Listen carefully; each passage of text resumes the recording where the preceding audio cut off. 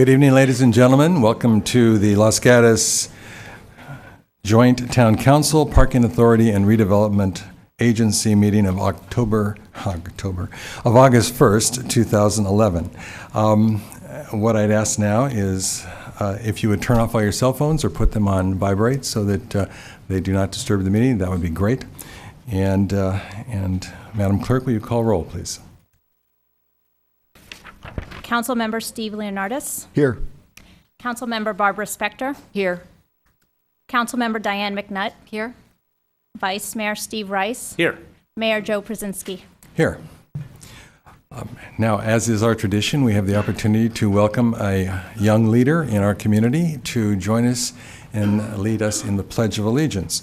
And tonight is no exception. I'm going to introduce a young woman to you who will take that role for us, and she's got an outstanding resume that I will take a few minutes to read. Her name is Christina Noskowski. She's at Fisher Middle School. She's entering the 8th grade, and I know she's excited to get back to school at the end of summer. She will be a web leader at Fisher, those are the people who help incoming 6th graders adjust to their middle school environment. She has been a leader of her young women's church group and has provided various service projects within her church and school, including cleanup projects, making meals for sick, and working with young children. She's quick to volunteer whenever the needs arise. She likes dancing, singing, and acting. She's participated in all Van Meter and Fisher school musicals. Currently, she just finished playing the role of the perky cheerleader, Patty, in the Los Gatos Youth Theater's production of Grease. She plays trumpet in the Fisher Band. She's on the Fisher track team, also jazz and hip-hop dance, and Fisher Color Guard. Christina is everybody's cheerleader, that's in quotes. She is encouraging, positive, and always finds something nice to say to others. She has a lot of energy and is fun and spunky. And a fun fact that none of us know, well, I think the family does, but she has 2 extra bones in her body, and one is in each foot. And she's not necessarily going to display that for us tonight, but she is going to lead us in the pledge. So could you come forward, please, Christina?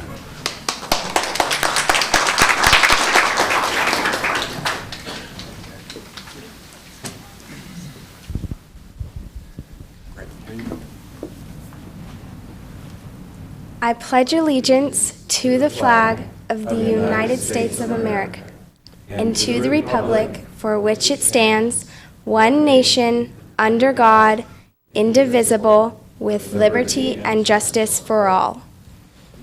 Thank you, Christina. And let's thank Christina for leading us in the pledge. Is that a little gift?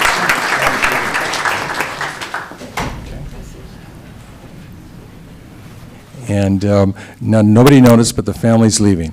Okay, but they asked permission. Thank you very much. And one more time, let's thank Christina for being with us tonight.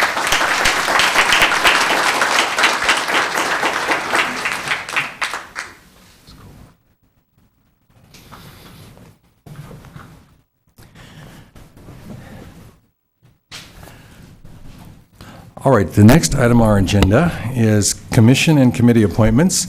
Prior to the council meeting, the council interviewed a number of applicants for general plan and planning commission openings, and I'd ask the clerk to take us through the process. Thank you. The clerk administrator is requested to advise council and public on the appointment process, which may proceed as follows. I will be announcing the boards, commissions, and committees along with the number of vacancies and number of applicants who have applied to the positions. I will then announce each applicant and ask for a vote by show of hands. After council has completed the vote for each applicant, for said applicant, I will recap the vote count and then move on to the next applicant. Once council has completed the voting process for the commission, I will announce the applicant or applicants who have been selected to that position. This process will continue for each board, commission, and committee during the appointment process. Upon completion of the appointment process, council may direct me, the clerk administrator, to re-advertise for any open positions. The first committee is the General Plan Committee with 1 vacancy and 3 applicants. The first applicant was Jeffrey Dean. May I please see a show of hands? The next applicant was Eric Eberly. May I please see a show of hands? The third applicant was Matthew Hoods. May I please see a show of hands? Matthew Hoods received 5 votes for the General Plan Committee and was appointed to the General Plan Committee. The next commission is the Planning Commission with 1 vacancy and 9 applicants. The first applicant was Jeffrey Dean. May I please see a show of hands? The next applicant was Judy Glickman. The third applicant was Melanie Hansen. The fourth applicant was Matthew Hoods. The fifth applicant was Todd Jarvis. The sixth applicant was Peter Kleiss. The seventh applicant was Robert Rennie. The eighth applicant was Margaret Smith. And the ninth applicant was Paul Tersini. Robert Rennie received 1 vote. Margaret Smith received 4 votes and is appointed to the Planning Commission. Thank you, Madam Clerk. Next item on our agenda is closed session report. Madam Attorney. Thank you, Mr. Mayor. The council did not meet in closed session tonight, and there's nothing to report out. Thank you. And just a reminder, if you intend to speak on any subject in tonight's agenda, please fill out one of the buff cards. It's in front of you in your seats, and bring this to our clerk to my left. And we'd really appreciate that if you do intend to speak again during public testimony, that you do that. And you can do that anytime during the evening, but the sooner the better, so we can kind of get a feel for how our speaker flow will go tonight. Next item on the agenda is council and town manager matters. Council, do you have any matters you wish to present to the community? Seeing none, Mr. Manager. Mr. Mayor, members of the council, a few brief items. First, we have our rotating talent for the Town of Los Gatos executive team. As part of this professional development opportunity, we bring a newer rising star in the organization to join the executive team for the month, and they visit a council meeting. So I'd like to introduce Melissa Maglio, who's our newest librarian here with the town. Melissa, if you could stand up and be recognized by the council. Welcome, Melissa. Second, this Thursday at the library, we'll be concluding our summer reading program with the finale carnival from 3:30 to 5 for all youth who've participated in the reading program. Just prior to your next meeting, the town will be hosting here at the Civic Center the annual Fiesta de Arts and Food Fest on Saturday, August 13th and Sunday, August 14th.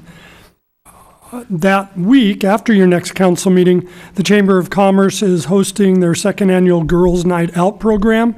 And for girls, or as the president of the chamber said, intrepid men can sign up on the chamber's website for that program on Thursday, August 18th. Last, we did want to announce to the community that the Chamber of Commerce and the town are now soliciting applications for the next class of Leadership Los Gatos. This is the extraordinary program the town runs with the Chamber of Commerce to introduce our residents to municipal, school, and other community-based operations and how to get actively involved in community service in support of the town. With that, I would now like to introduce Captain Elena Forrest for tonight's Did You Know? And with her are joining 5 members of the Victim Services Unit. If you could stand, please. Actually, I think we have six people now. 6, great. Thank you so much. Thank you, Mr. Larson and Mr. Mayor, members of the council, and members of the public. I'd like to introduce to you our Victim Services Unit. And this is a new unit that we started in February. And they are made up of 15 community volunteers. And what they do is they contact and support every victim of crime that occurs in Los Gatos and Monte Sereno. And they either contact them by a letter, a phone call, or personal visit. And they provide resource information to assist victims. We have a new brochure that they've produced, and it's also on our website under the Victim Services section of the Police Department website. And it's pretty extraordinary. And since they've started in February, they've contacted 291 victims since the implementation of the program, and they've referred 51 of those victims to 9 different nonprofit or community-based organizations. And so this is a really special group of people who volunteer their time and really make an impact on our community, and people that come from all over who happen to be victims of crime, unfortunately, and we're reaching out to all of them. So there's our website, and also we have contact information for our team leaders there and the phone number, and they're based out of the Police Operations Building on Los Gatos Boulevard. And that's my report. Thank you much, Captain. Mr. Manager, anything further? That concludes staff report. Thank you. Then we're going to move on to the consent agenda. This is a series of actions that can be acted on in one motion. And first I'd ask, is any member of council of a mind to pull an item from the consent calendar? Seeing none, any member of the community? Well, then I would ask for a motion. I'll move consent calendar items number 1 and 2. It's been moved. Is there a second? Second. It's been moved and seconded. All in favor? Aye. Opposed? Passes unanimously. That brings us then to verbal communications, and this is an opportunity for any member of our public to speak to us about any item not on tonight's agenda. And you will have 3 minutes to speak on an item that does not appear. And we invite anyone who is not so indicated as yet and would like to speak on verbal communications to, again, fill out a buff card and bring it to our clerk. We have one card, and it's Mr. Carlos Novilla. Mr. Novilla.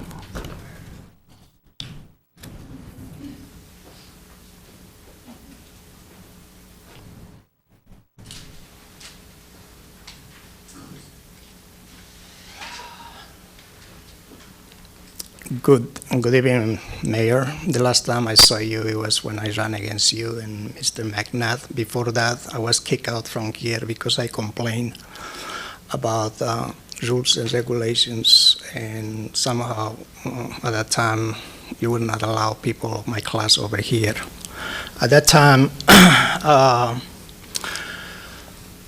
a lot of rules that were violated by people, especially in my neighborhood, that really affect my case. And I came many times over here to let you know, and somehow, at that time, it used to be that you get justice for how much you pay. And at that time, it used to be another mayor, Wasserman.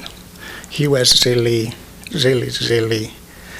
obvious, all the things that he used to do. If you had the money, he will go over there and try to see, and you know where he is right now. He's in Santa Clara.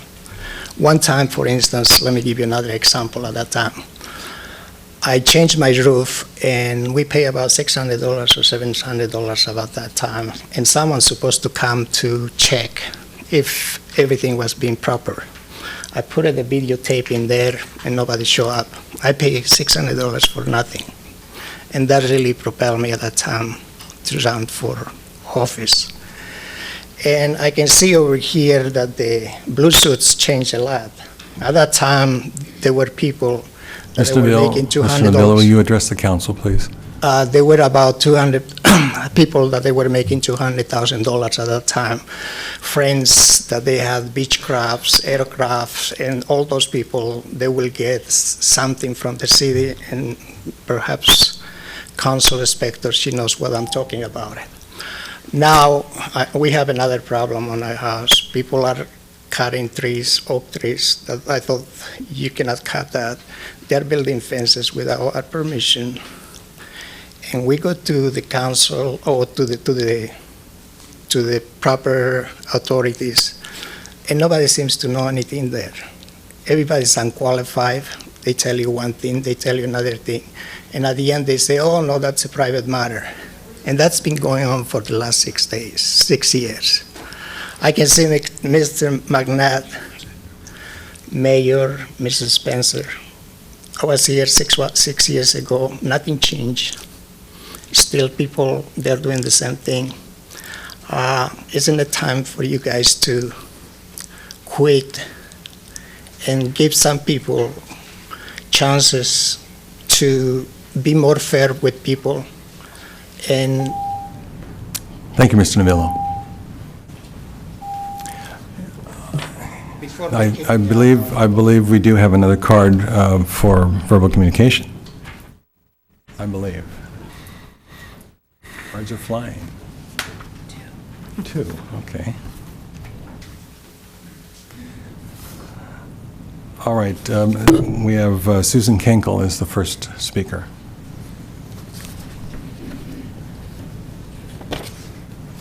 Susan Kankel, 99 Reservoir Road. A couple of weeks ago, there was a meeting between Rome Corporation and interested residents. It was held at the Baptist Church, and at that time, I asked Bud Lortz if he could arrange a meeting between the town or the town representatives and interested neighbors, because there were so many questions that could not be answered by Rome. And then I think that Mr. Larson was on vacation, and I was gone for a week, but now I'm back. So if I'm available, if you want to arrange a time. So, thank you. All right, staff will take care of that offline. Thank you. Jonathan Stegman. Hi, how are you? I'm happy to see you guys here. I'm here actually because I was misinformed. I thought you were voting today on the medical cannabis ordinance, but since it's not today, I'll just express my opinion. I'm actually, frankly, quite disappointed and outraged that you're turning your back on the sick and suffering people in Los Gatos. There are many of them who use cannabis. None of them are willing to step forward, probably, or most of them aren't, because even though it's illegal in the state of California, you can lose your job, you can get kicked out of your apartment, you can lose custody of your children. So medical cannabis patients don't represent on their own. I'm with Americans for Safe Access. We're a human rights organization representing sick and suffering patients, and you guys have just spit on them all by voting to bring up this ordinance to ban dispensaries here. It's easy to say that, well, we don't need it because they're in the next neighborhood. Of course, San Jose is trying to reduce the number of dispensaries down to 10, even though they have probably 100,000 patients at least in San Jose. You have doctors, lawyers, and all kinds of people who won't have any trouble getting to a dispensary in San Jose, but you also have people who are poor, people who are on Medicaid, fixed incomes, in some cases people who have severe chronic pain and can't actually leave the house. You have people with severe agoraphobia, ADHD, post-traumatic stress disorder. So I'm really disappointed that you would turn your backs on all these people. Cannabis has never had a single death in its 10,000-year history. It does not cause schizophrenia. It does not cause early death. There's no known increase in mortality even among heavy cannabis users, so it's one of the safest therapeutically active substances known to man. This is what the Drug Enforcement Agency administrative law judge ruled 20 years ago, and nobody's found any reason to debate that. So I would urge you to reverse that decision. Be courageous. Don't follow in the footsteps of all your colleagues up and down the peninsula who've been cowardly on this issue. You should lead, not follow. Thank you very much. Thank you, Mr. Stegman. That is the end of the cards on verbal communication, unless someone wants to jump up right now. Seeing none, then we are going to move on to our next item, which is public hearings. And the first is item number 3, which is abatement of hazardous vegetation weeds. Mr. Mayor, members of the council, this is an annually recurring item. There is a staff report in your packet. The Director of Parks and Public Works, Todd Capurso, and a representative of the county are available to answer any questions you may have on either items 3 or 4, as they are separately heard. These are public hearings, so we do need to offer an opportunity for any public comment before action. Indeed we do. Any questions of staff at this point? I don't believe I have any cards for item number 3. I don't. So if there's anyone who'd like to speak to the issue of abatement of weeds, please feel free at this point to bring a card forward. Seeing none, then let's go on to item 4. Okay, well, actually, we're going to move on item 3. The staff request is to approve the commencement report. And do we have a motion to that effect? So moved. It's been moved. Second. It's been moved and seconded. All in favor? Aye. Opposed? Passes unanimously. Item number 4, Mr. Same Carson. staff report. Okay. We'll conclude that. So if we can remember what was just said, is there any question of staff regarding, this is hazardous abatement vegetation brush. We all know the distinction. No questions from council. Any member of community wish to speak to this? Seeing no cards. I don't believe we have any, so I'm going to call for a motion to overrule objections in order hazardous vegetation abatement brush. So moved. It's been moved and seconded. All in favor? Aye. Opposed? Passes unanimously. Mr. Mayor, while we're moving to the next item, I did want to acknowledge Director Todd Capurso and the county. We work together on this process repeatedly every year, and weed and brush abatement is both a fire safety and an aesthetic issue for our community, and the example of no comment tonight shows you how well it works. So thank you to both of them. Thank you. All right, that brings us to item number 5, and I bring to the council's attention a desk item that appeared before us tonight. It's a relatively lengthy desk item, although we did have about 30 minutes to read this subsequent to our interviews with the commission applicants prior to the start of this meeting. Does any council member wish more time to review the desk item? Seeing none, then let's go to item number 5, which is the Plan Development PD 10005 and a mitigated negative deck. ND 11004, the project is located at 90 to 160 Albright Way and 14600 Winchester Boulevard, and the property owner is LG Business Park LLC, and the applicant is John R. Shank. And I ask the staff to present the staff report. We will be making a brief presentation because this is a continuation of your prior hearing on June 20th. I did want to just identify the documents that are before you. First are all the documents that were distributed to the Planning Commission and the Council prior to that June 20th hearing. We then had the staff report that was distributed with the agenda last Thursday. We had the addendum that was distributed Friday, and we have the desk item that was distributed today. And then the council also has copies of the staff presentation in front of you that will be available to the public on the screen. Staff has used the 5 weeks since your last consideration of this issue to review many of the questions brought up by council and to work with the applicant and others on potential changes and opportunities with the project, and staff remains strongly supportive of the application that is before you tonight. Our goal is, because this is a continued hearing, is not to repeat everything we shared with you before, but simply to go through the changes from your last hearing to tonight. And with that, Ms. Rooney, the Director of Community Development, will start the presentation, and I'll come in to conclude. Good evening, Mayor Przinski, council members, public members, and town staff. I just want to cover a little bit of the project history, just to bring us back to where we are today. This project has quite a bit of history. Was submitted approximately 14 months ago and has been under staff review for the last 14 months up until today, as a matter of fact. It also went through about a 6-month environmental review process.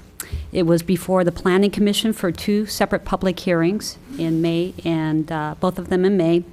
And then, as the council is well aware, we had a council meeting on June 20th where the project was continued to tonight. So all in all, the project has been under some level of town review for the past 15 months.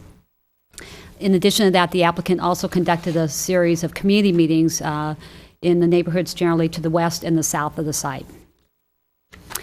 So as the town manager mentioned, we really want to focus tonight on revisions that have been made to the project subsequent to the June 20th Town Council meeting, and really in response to comments that were heard that the council made and that the public made. The applicant has made a number of revisions to the project or provide additional information to help clarify the project, which this latter point was one that was keenly heard through the community and the council, that more details needed to be presented. The revisions include elimination of the multifamily housing option by limiting the proposed 168 units to senior only, which by town code definition would be residents 55 or older.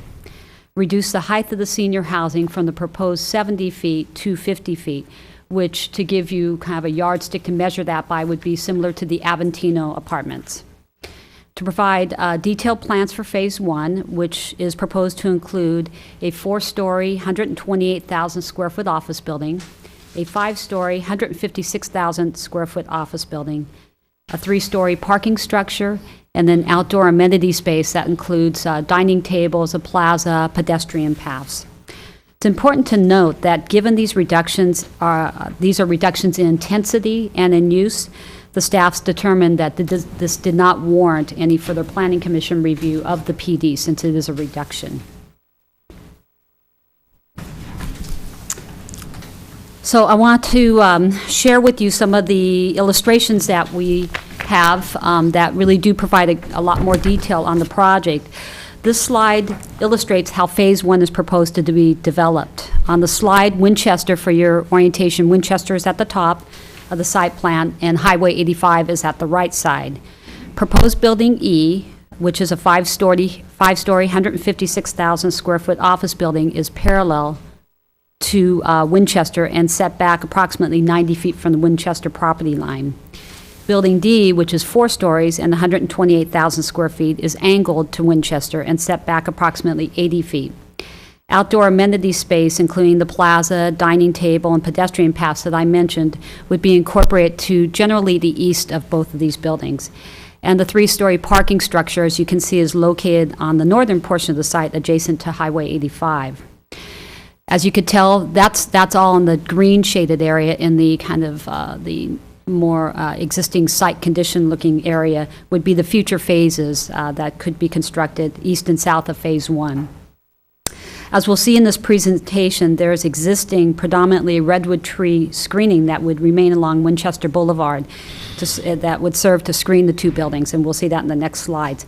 One really important factor, though, to note, if you look at the site plan, and I'm talking now the Phase 1 section, you'll notice that directly across from that it's roughly between buildings D and E, is the terminus of the southbound Winchester off-ramp. Everything to the right of that, all the way to Highway 85, is the Winchester right-of-way. So in reality, development that is closest to the site across Winchester really is about at the midpoint of that Phase 1, and then extending to the south. This side's very similar to the preceding one, but the important point to note is really this tree preservation area down in the bottom left-hand corner. As you'll see in the upcoming photos, the photo simulations that have been submitted, the tree screening and buffer really will soften the buildings and for the most part, mitigate most of the views of the buildings. This is the first of the 2 photo simulations. This picture is taken from the west side of Winchester Boulevard at approximately the intersection of Winchester and Smith Court Ranch. You can note by the railroad tracks that are in that area. This photo illustrates the actual height of the existing trees as well as the proposed buildings. With the exception of any unhealthy trees, which I understand most of the redwood trees are very healthy, all the tree screen would remain. As you can see, the majority of Building D is not visible behind the tree buffer, and only the tops of the architectural features on Building E are visible from this vantage point. Again, it's important to note that the portion of the site that's directly across is the 85, for the most part, the 85 right-of-way, and so existing residential and commercial development is really located further south. This photo simulation is taken from across Highway 85 near the existing Netflix headquarters in Aventino Apartments. Again, with the existing tree screen, the views are limited to really the upper portion of Building E over towards the right of the slide, and to the left, you can just barely make out the parking structure. Although this is a fairly significant tree screen along the northern property line, the applicant has committed to additional plantings in this area, and that would be subject to the landscape plan review at the architectural and site stage. Now, looking at the architecture, as you can see, the proposed architecture reflects many of the qualities of the existing Netflix Gateway development. While similar to the Gateway project, it's not identical, and building mass and form is well articulated through the use of varying window placements, and styles, arcades, upper story setbacks as required through the plan development ordinance, exterior balconies, a varied color palette, and architectural features that really frame those entryways, both the secondary and primary entryways. As you see in the middle of the two buildings, a glass or transparent third-story bridge connects the buildings, and that's similar to the same type of a connection that's at the existing Netflix site. Please note here, though, that the tree screen has been removed just so you can see the architecture. And this is the other elevation that we have. I did want to comment that although it's not typical at a plan development stage, we did have our town architect, Larry Cannon, review the conceptual plans. And he met with the project applicant, and from our understanding, the project applicant as well as the town architect are pretty much in agreement with the changes that would need to be made to the plans when a fine-level architectural review took place at the architectural and site stage. The comments that Larry Cannon provided, were really relative to the driveway entry for the buildings, building height, site circulation, and the parking structure. In discussing the building sizes, as we asked Larry to take a look at those building sizes, and he felt that he agreed with really the project architect that if you were to take those buildings and to reduce the height, you'd be pushing them out much further, and you would pretty much then develop most of the open space, and you would really lose that campus feel. So he was in agreement, given the fact that there's the heavy tree screening, and that the large open space really does create a campus feel, that the 4- and 5-story buildings are appropriate for the site.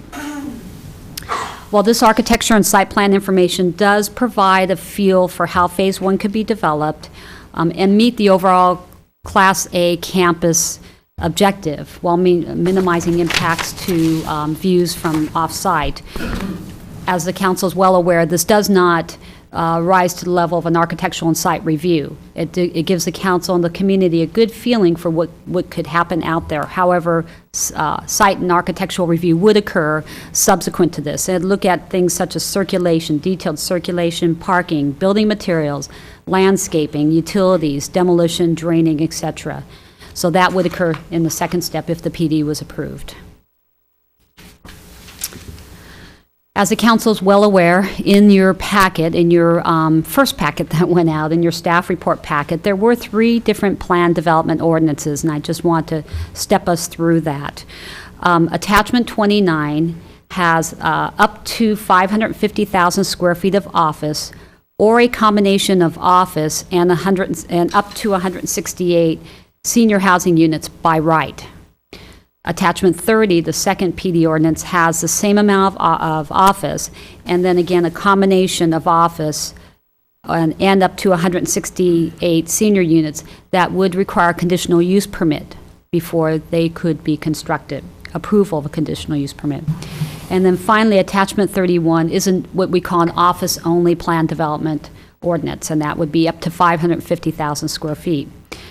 The senior housing trigger, the trigger still remains as we discussed at the June 20th meeting, but this trigger's been slightly modified to not allow the submittal of a building permit for the senior housing on either attachment 29 or attachment 30 until January 1st, 2016, to give ample time to build out as much office as the site can absorb.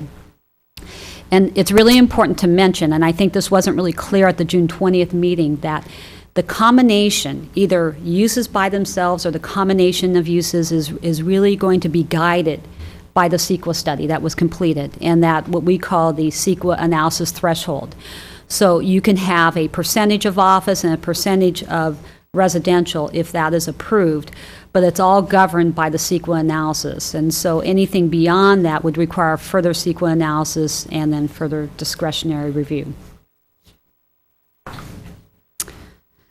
I did also want to touch on, since traffic was an issue that was talked about extensively at the June 20th meeting and also at the 2 Planning Commission meetings, in addition to many mitigation measures, many traffic improvements, as well as performance standards that have been built in the plan development ordinance, Netflix, who will be the ultimate occupier of the site, already implements what's called a Transportation Demand Management, or TDM, program on their existing corporate site. And that, what a TDM is, it's designed to do is to reduce the traffic coming off site and on site. A lot of times it's used to actually kind of what we call flatten out the peaks. So normally when we look at office development, we're going to see an AM, a morning peak, and a PM peak, obviously when people are going to the site and when they're leaving the site. So they've implemented measures that have helped to lessen that peak, spread it out over the day, and also to reduce it by the factors that are listed up there, such as running their own shuttles from various places throughout the Bay Area and shuttling in rather than those individual drivers coming into the site. Carpooling and bicycling support. In other words, they have facilities, they have showers, they have lockers so that people can bicycle and carpool to work. Flexible working schedules, again, to flatten out that peak so you don't have everyone coming in at 8 o'clock in the morning and leaving at 5 or 5:30 at night. Provisions for on-site meal service, so people are not having to go out for breakfast or for lunch or to get a coffee. They can get that all on the property. Electric vehicle charging stations. And then for internal site access, pedestrian, bicycle, and electrical vehicles that would go in to and from the building, so internally that reduces the traffic on site also. And the town manager indicated that you did receive a desk item. I just wanted to spend a minute talking through all the items because, again, you didn't have a lot of time to review that. It was an extensive package of information. So just quickly to go through it, Attachment 39, as the council's well aware, were comments that have been received since the last transmittal of information on Friday. Attachment 40 is the findings that the town council would make if a plan development application was approved. This is formally Attachment 10. It's now one sheet rather than two sheets. Attachment 41 are the staff initiate changes to the plan development ordinance as well as the development agreement, and those were really because of the changes that occurred with the plans and with the new information that was submitted. And that's 6 pages. Also, in our dialogue with the council, we had some suggestions from the council, and those suggestions, those points are included in Attachment 42. Attachment 43 is an additional community benefit, and this is up and beyond the $650,000 that is in the development agreement, the community benefit, not the traffic mitigation, but community benefit. An additional $900,000 that Netflix is wanting to provide to the town on a phase schedule consistent with the phasing of the development.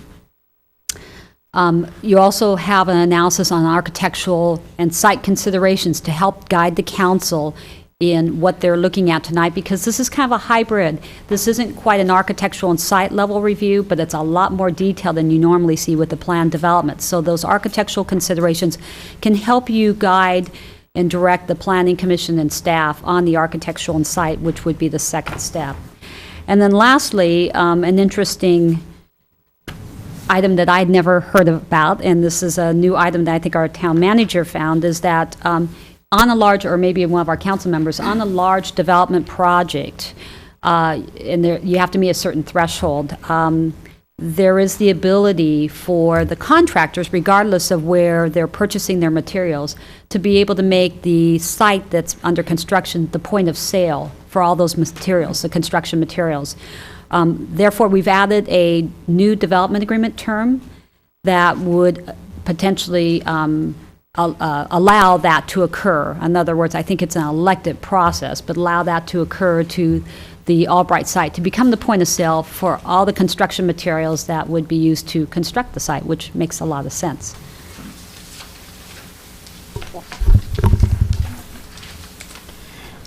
Can you advance the slide? Excuse me.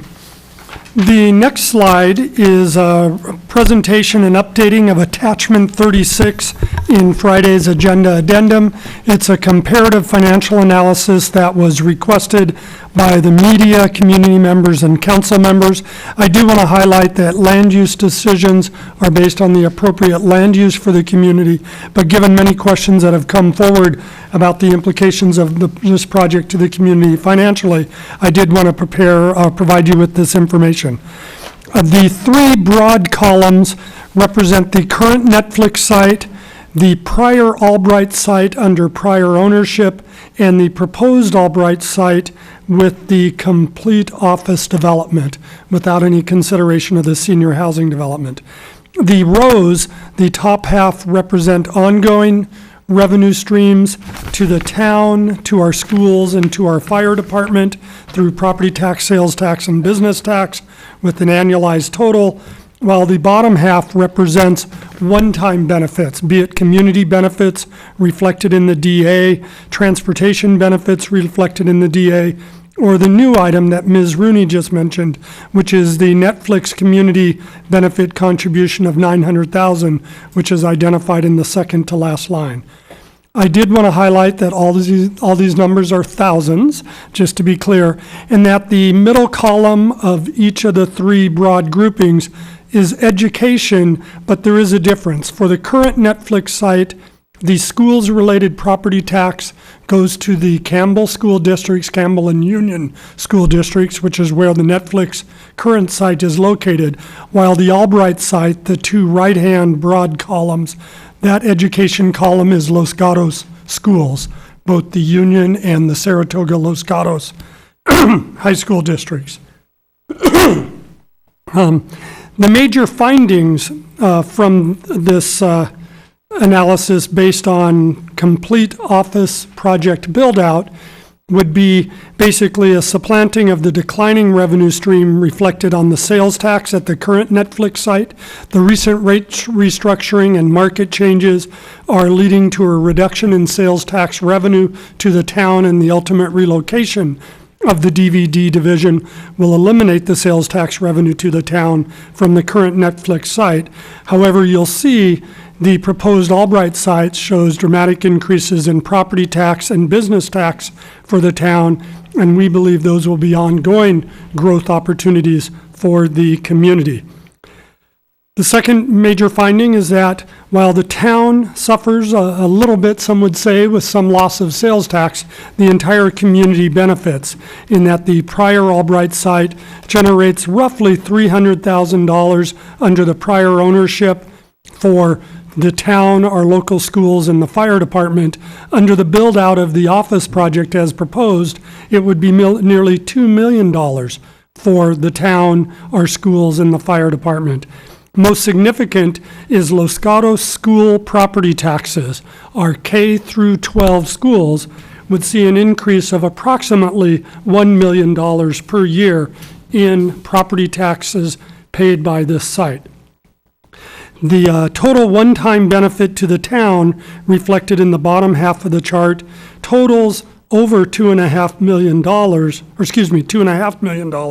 for just the town, 1.5 million of which would be for general government services as reflected under the community benefit line of $650 and the new Netflix line of $900,000, coming to 1.550. That is a brief introduction to the comparative financial analysis. One question has been raised by council regarding the prior Albright site.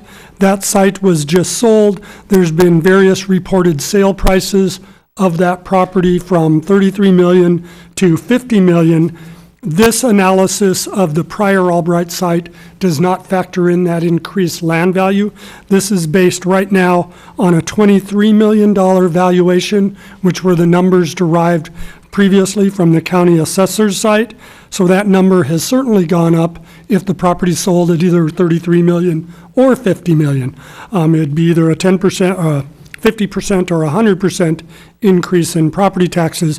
However, the sales tax and business tax receipts from that site have decreased since that time as well. So we viewed it as an offsetting, and we didn't have the hard and fast data. We used the best data available from the county assessor and our tax records to identify the prior Albright site financial analysis. The last slide is just a quick summary of what staff is recommending for your action tonight. First, while the council did take actions on the June 20th meeting regarding environmental review, we are recommending tonight you adopt the mitigation monitoring reporting program, which is attachment 18, and adopt the resolution adopting the mitigated negative declaration, including the previously distributed errata sheet, and the mitigation and monitoring program and certifying the environmental document. That's all attachment 34. Second action would be to move staff recommendation in terms of the findings in attachment 40 and the attachment 29 for the plan development, which is the staff recommendation for the senior housing to be allowed by right if those triggers are met over the course of time, and a development agreement, attachment 14, with the items outlined in today's desk item, including attachments 41 and 42, which were the staff-initiated, applicant-proposed, and council-initiated changes to the ordinances and resolutions before you. Then the third and new action is to accept the additional phase community benefit of $900,000 from Netflix and to direct your manager and attorney to negotiate and execute the agreement with Netflix for the provision of those funds. That concludes staff report. We're available to answer any questions you may have. All right, thank you, Mr. Larson. Questions from council for staff? Madam McNutt. Thank you, Mayor. Just two questions at this time. On the change on the timing on the trigger for the senior housing, it previously was January 1st, 2016. So I see, I'm sorry, it was previously 60 months, and now it's a more specific date, which to me is 6 months sooner. So can you tell me again why staff is recommending that? Did you want to? There have been multiple opportunities looked at for what that trigger should be. What we heard from the council discussion was to have a date specific and a year specific rather than a months. And so we went to January 1st of 2016. The council can ask the applicant if March 1st or June 1st would be acceptable dates for that as well. And I probably shall. And I had one second question, if Please. I might, Mayor. On the setbacks, I had inquired of the applicant what the setbacks were on the two proposed buildings, and I got different numbers. And I'm wondering if you can, and I will ask him also, if you can tell me what point of reference your numbers are using for measurement. I actually scaled it from the plans that we received. And so I came up with roughly, I have to admit the scale seemed to be off slightly. If you looked at what the scale was and you scaled it, it was off, so I actually had to modify that. But I used the scale that was on the plans, and it was roughly 80 feet for building, just left me, building E, and, I'm sorry, building D, and around 90 for building E. Okay, so I will ask the applicant to explain that one. Thank you. Thank you. Any other questions for staff? Councilmember Spector? Thank you, Mr. Mayor, and I will also keep them short at this juncture. With regard to the increased property tax benefits that the town and other entities derive from the Albright property, that increased property tax benefit occurred or accrued at the time the property was sold. Isn't that correct? A small portion of it is with the land value.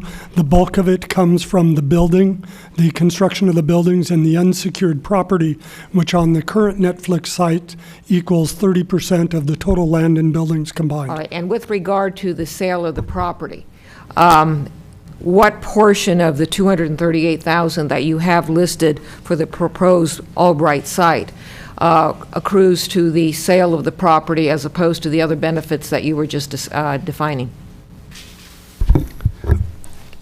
To answer that question precisely would be to know the final sales price for the acquisition that has been recorded with the county assessor, which is who determines the property valuation. If you use the $33 million number that was reported in the media, that would be roughly a 50% increase in the 171 that's in the top. So the 171 would go up by 85,000 to 250. If the real number is 50,000 was the purchase price of the property, pardon, that gets recorded with the county assessor, then it would be a near doubling of that 171 up to 340.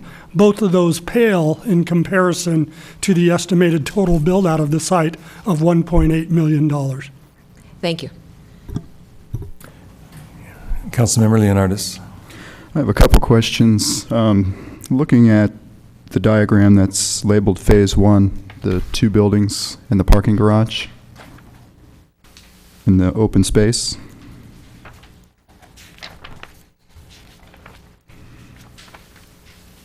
How much of the 21.5 acres does this area represent, Phase 1 represent?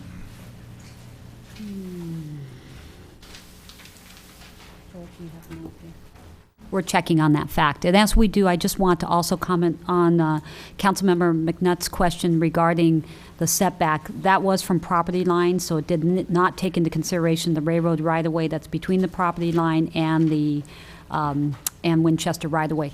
And we're checking on that fact, and we'll report that back to you. And maybe as a follow-up for the applicant, when they come forward, they could have that total setback figure from the street to the building corner. And Phase 1 encompasses just under 10 acres. And then one more question on the proposed assessed value regarding the property tax. Was that based on having all 168 senior units built, or was this just the 2 buildings? The proposed Albright site valuation of $250 million actually came from 2 sources.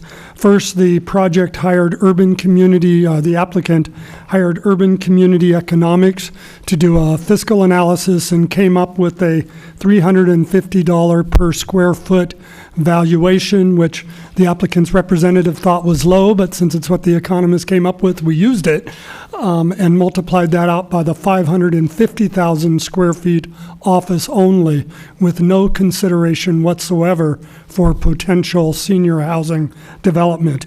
We then added on the 30% unsecured valuation, which was not included in the economist calculation because they did not have access to that information, but we were able to obtain it from the county assessor, and that 30% is the same ratio that we found to be true through the county assessor's actual numbers for the current Netflix site.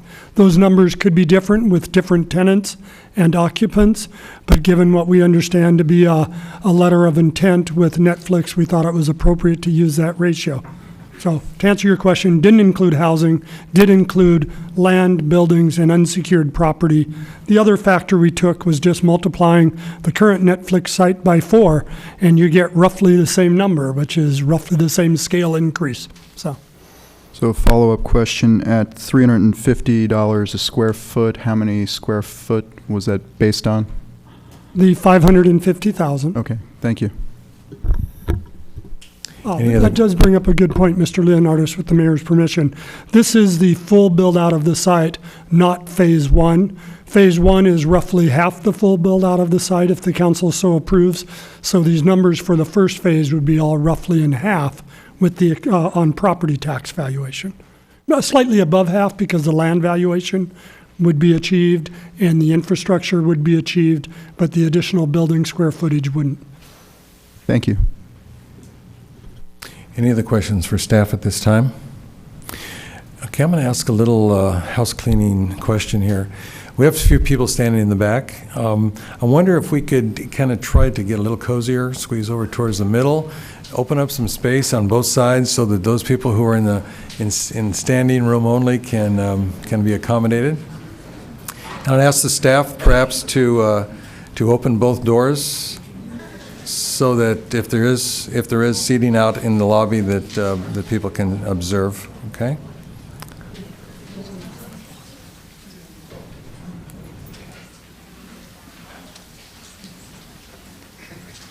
Very good. Thank you.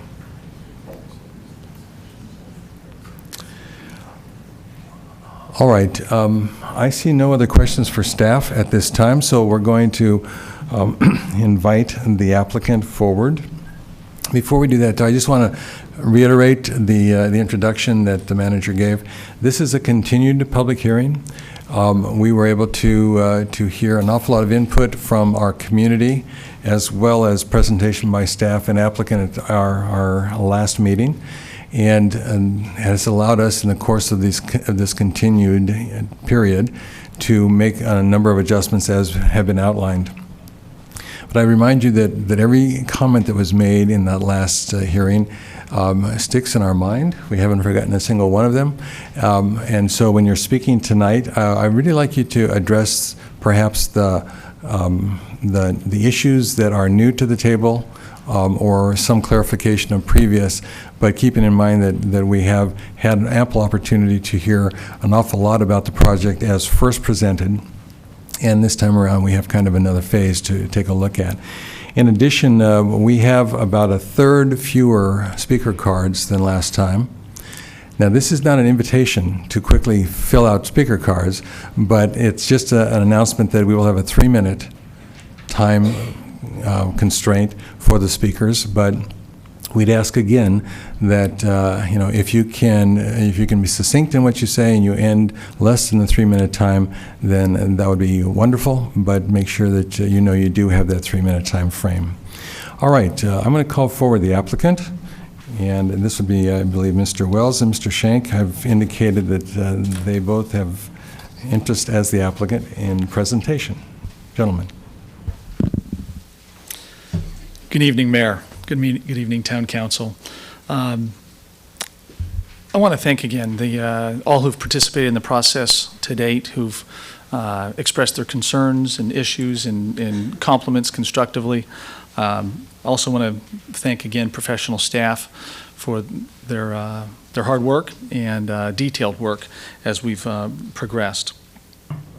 We modified our proposal further to meet the town's interests, as well as to try to address some of the issues that were raised in our last hearing. And I'll go through those with you this evening. And they all put together, they preserve a zoning that allows us to deliver products that will meet the needs of corporate users today and going forward, and reflect and respect the agreements that we have with Netflix that meet their needs as well. David Wells, as you pointed out, is here tonight, and he'll also provide some comments. For the last 6 weeks, we have used every day to continue to study our application and to advance the design plans for the Netflix campus specifically. We've previously communicated these things through our application, the plan sets, et cetera, but I would like to just highlight a few of the items. One is the elimination of the non-senior residential. That does mean there won't be any typical residential units, and as Mr. Larson just went through, it does mean there is a significant financial benefit to the schools that accrues through the property taxes, and again, without an offsetting introduction of students as well. It is a great benefit for the community from that perspective. We did limit the housing to just seniors, 55 and plus. We reduced the height of the seniors from 70 feet to 50 feet. In the plan, and I think importantly, the plan set that you have, that again, we were able to provide that level of detail over these last couple of weeks, shows how buildings up to 85 feet fit within this site, how these 4- and 5-story buildings form a campus in the beginnings of a larger campus. The 4- and 5-story buildings, the architect can speak to it as well, but the interplay between the two helps to reduce the impacts of height of the massing that's there. And the height also allows us to create very significant and unique green spaces that are the differentiator between just office buildings and an office park and an office campus. Well, our design theme that we throw on the table as we were working on this site plan and working on the landscape plan is to keep in mind that we're designing within the park. It's a beautiful park today, mainly because of the trees. And that's what makes it unique. So we're doing all that we can as we set the buildings and set the parking structure, et cetera, to work around all of those trees. And I think that will help create the unique corporate campus setting that we want over the long haul. The setbacks, just to hit those very quickly, for Building D, we did measure them from the back of curb of Winchester, which would be a typical measurement, but because the railroad right-of-way is there, we benefit, if you will, because it creates a little over 133 feet to Building D, 141 feet to Building E, and just to flip it around the other way, from the nearest home, about 275 feet. The photo simulations do show how well the green screen, the green veil, lots of words have been used for the benefit that this site has from the existing mature tree screen that goes up and down Winchester Boulevard. The development agreement, just to hit that again, the term is critical in terms of setting forth a basis that corporations need to make long-term commitments, that owners need to make substantial financial investments at the front end in the infrastructure and the off-site improvements, that lenders need to justify their loans, and towns, to benefit from the orderly development over time and to lock in the substantial community benefits that they receive. We did offer that we could change the ratios, if you will, going from a 15-year initial term with a 5-year extension to a 10-year term with a 10-year extension, and the qualifier, the test being that we complete the construction of the phase 1 as we had in the phasing trigger of 250,000 square feet of office. The zoning, again, is consistent with the town's general plan. We're excited that it now addresses 2 key goals of the town in terms of economic vitality and providing senior housing, which addresses a great need of this community and many, in hitting the seniors, but also adding diversity to the housing stock. We ask you to consider the A&S process in light of the plans and the plan set that we have in front of you to help us efficiently process that application so that together we can meet the timing needs of Netflix for its occupancy of this first phase. And I guess very quickly on more of a technical nature, I'd like to clarify regarding height and the proposed changes that are in the desk item that Condition 10 of the PD zoning ordinance, it sets forth the maximum heights. The mitigation measure AES1 is intended to mitigate any potential impacts of the foothills from a view perspective, and it sets forth 2 ways to do that. One is through site planning, one is through height of the building. And there was an or in there in the past. It's now an and we understand that. And we'd like to clarify that so long as the site planning, as we've proposed here, the site planning addresses the impact of the buildings may be built to the maximum height as set forth in 10. So a little bit of coordination that needs to happen between those 2, and we'd just like some clarification on that. And with that, I'll invite David Wells, the CFO of Netflix, to come and speak with you. Thanks, John. I'll be brief and focus on what's different since so much was said the first time around. So I'll reiterate, Netflix wants to stay here. Albright Way is we think, the only site in Los Gatos that would enable us to stay here and be contiguous with our existing campus.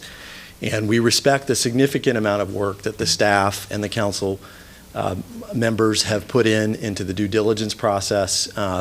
We ourselves have put in quite a bit of work to get the renderings ready for this meeting in terms of pulling decisions forward and working with architects in terms of sort of pulling forward what was a project and is now a little bit more visible in terms of how we intend to build out the height and the space. There's 2 points that I'll make. One is the height is being driven by us.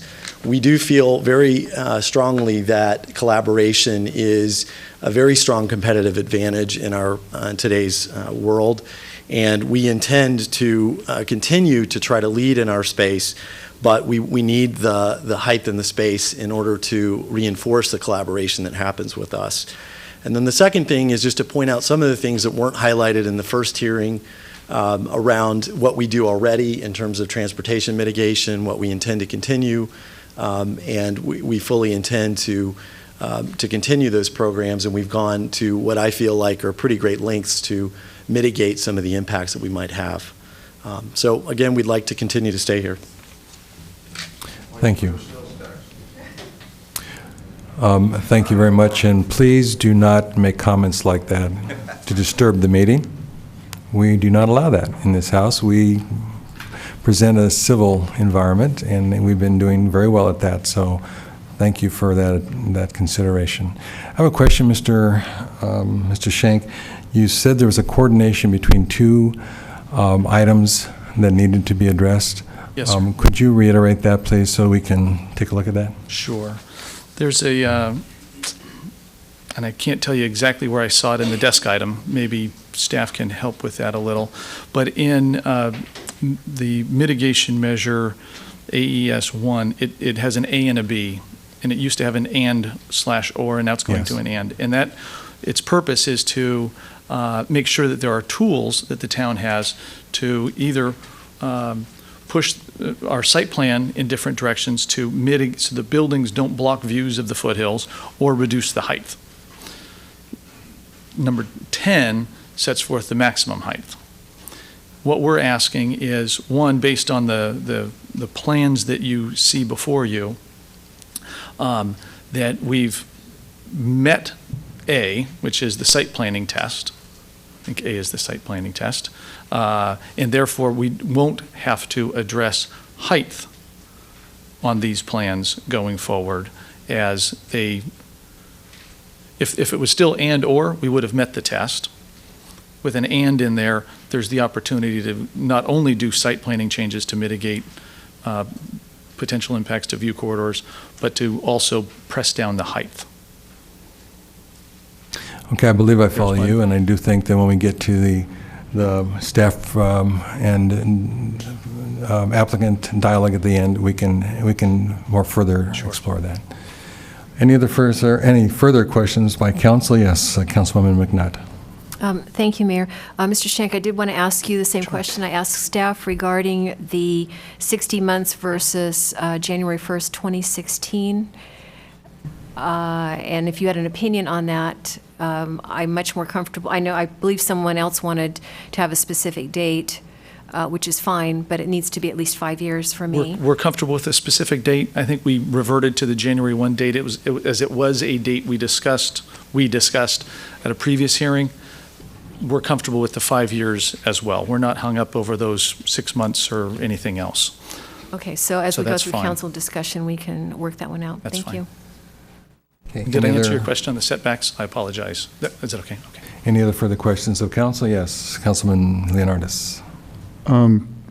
From the diagram of Phase 1, the proposed construction of the two buildings, does that include moving the entrance and to line up with Courtside's interest in installing a signal?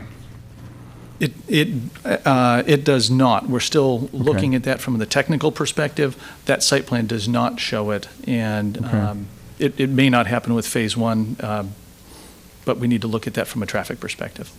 And then one more question. I heard you mention that your investor needs you to sign needs the town or whoever to sign the development agreement in order for you to secure financing. Is it safe to assume that your financing for this Phase 1 is contingent upon the town's execution of the development agreement? Yes. Thank you. Any other questions? Seeing none, then I think we can open to our public. And as we were speaking, a few more cards showed up. So I'm going to reiterate the fact that we are going to do 3 minutes, but I'd ask that if you can complete your thoughts succinctly under that time, that would be appreciated. I'd also ask that as I call your names, I'm going to probably list the next 3 or 4, and so that you are attentive to that, you might want to move into position. So if you're in the back of the room, move up towards the front and perhaps even stand available when your name is called. This will facilitate the process. The first speakers will be Malcolm Mosier, Steve Johnson, Diana Abati, and Richard Allen. Okay? Mr. Mosier is first. And for our viewing audience, if you'd also identify yourself when you come to the mic. Thank you. All right, good evening, council members. I'll be brief. On the proposal for residential, your predecessors on the council had the wisdom to zone this business park for light industrial. It is prime business space. There is little left in Los Gatos, so why should the town even consider losing this valuable space to residential? It makes no sense, and to make matters worse, this developer wants high-density residential in a high-rise structure, both of which are virtually opposed by all neighboring residents. It is we who voted you into office. It is we who ask you to represent us by saying no to any aspect of residential. The notion of a 10 to 20-year deal with this developer essentially gives him a free hand to do whatever he wants with the property. And given the various proposals that have changed over the last 2 months, with all due respect, I think this goal can be summed up with one word: exploitation. Exploit the land, exploit the town, by height, by density. Again, I say represent us by saying no to this long-term deal. Hacking down beautiful and mature trees and replacing them with saplings that will not reach the same height until your grandchildren reach your age is ethically criminal. And does it even make sense for over 500,000 square feet of business space at this site, because you have limited freeway access in terms of entrance and exit, and you know as well as I that over 3,000 additional car trips a day in and around rush hour will overwhelm Winchester? On height, Netflix was allowed the exception of 55-foot buildings on Winchester, and now they want 85 and 70. Who's in charge here? I urge you to follow your town's planning commission and the legacy of your ancestors predecessors on the council. Do not rezone Albright. Say yes to preserving this town as your legacy. Thank you, Mr. Mosier. Steve Johnson. I'm Steve Johnson. I've lived in Los Gatos 45 years. Thank you, Mr. Mayor, council, for hearing us out today.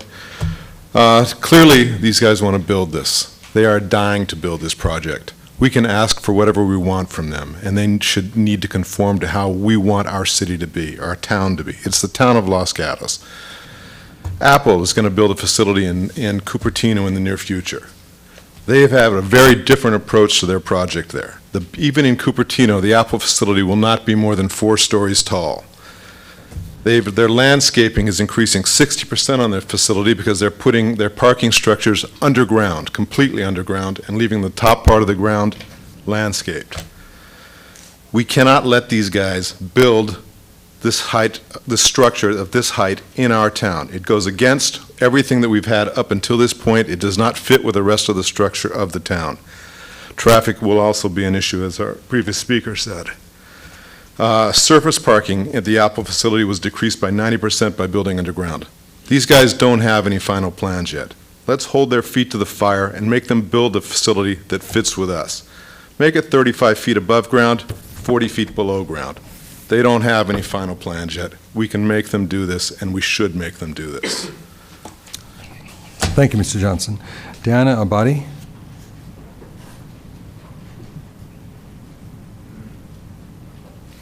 Good evening, Mayor and Town Council members. I want to take this opportunity to first introduce myself as the new superintendent of the Los Gatos Union School District. I've now been on the job for a month, and this is my second meeting, and I just haven't had a chance to meet you. You know, after reading the agenda this evening and just get up to speed, I'm pleased to read about the developer, pursuant to the July 21st justification letter, is now proposing to designate the potential residential uses to senior only. The district is grateful to the town and the developer for all their work in mitigating the impact on schools in Los Gatos and for the financial benefits to the children of Los Gatos.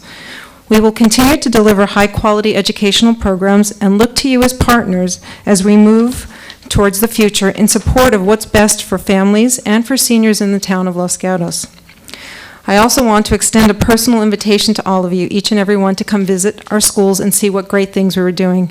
As earlier, Christina is just evidence of what we are doing at our sites, and I will personally take you on a tour of any classroom or of any site if you want to come down and visit us. So thank you so much for considering the long-term implications to the community and to our schools. Thank you. Thank you. Richard Allen, and following Richard Allen will be Jack Van Natta, Susan Kinkle, and Jack Aiello, and Dale Miller. Thank you. My name is Richard L., and I live at 172 College Avenue, and I've lived there since 1976. I'm in favor of providing a suitable campus for Netflix and any other appropriate business, but I strongly believe that the Los Gatos Business Park should be exclusively for business and not for residential. I'm opposed to the use of this land for housing of any kind. The developer has been through a number of different proposals, including this 20-year open-ended development agreement, and multiple family housing of 516 units, and now then 600 senior units, and now, as of today, I believe it's 168, although I heard somebody say 186. Senior housing is better than multifamily housing as far as traffic is concerned, as far as school impact is concerned, but there's still a traffic impact. And the traffic impact of this facility, as currently proposed, is going to be enormous in an area that's already heavily impacted. The council comments at the June 20th meeting indicated concern about any residential component, and a limitation to senior housing will certainly help with the school issue, but it won't do anything to help traffic. Both the Planning Commission and the Town Council have previously expressed concerns about the residential component of this, and I hope you remember those concerns. Next, the proposed height of the 5-story office building exceeds not just the town code, but also the existing Netflix building. No story poles have been put up to demonstrate the impact of this height. And council's noted that before too, but nothing's been done about it. Both the Planning Commission and the Town Council have expressed concerns about the proposed height. The developer stated that the 5th floor is very important, but may I point out that there are many very successful companies in the valley who are very happy with less than 5 stories, Apple being one of them, and I worked for them for 10 years. Finally, the current proposal called for the elimination of a large number of existing trees. I saw one number that said 384 mature trees. Those are beautiful. If they're eliminated, this is a crime against nature. I visited the site about a week ago and took some pictures. They're really gorgeous trees, and replacing them with trees that will take 30 or 40 years to grow to maturity is not an effective mitigation. Thank you. Thank you, Mr. Allen. Mr. Van Natta.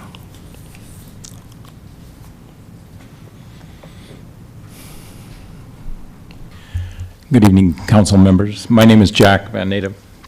I am a 40-year resident of Los Gatos. I live at 165 Euclid Avenue, and right now I'm heading up a group that we call ourselves Los Gatos Community Alliance.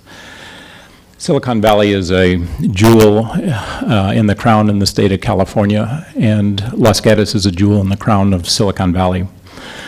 The Los Gatos Community Alliance would rather that the council embrace that which we are rather than trying to emulate our much larger neighbors to the north.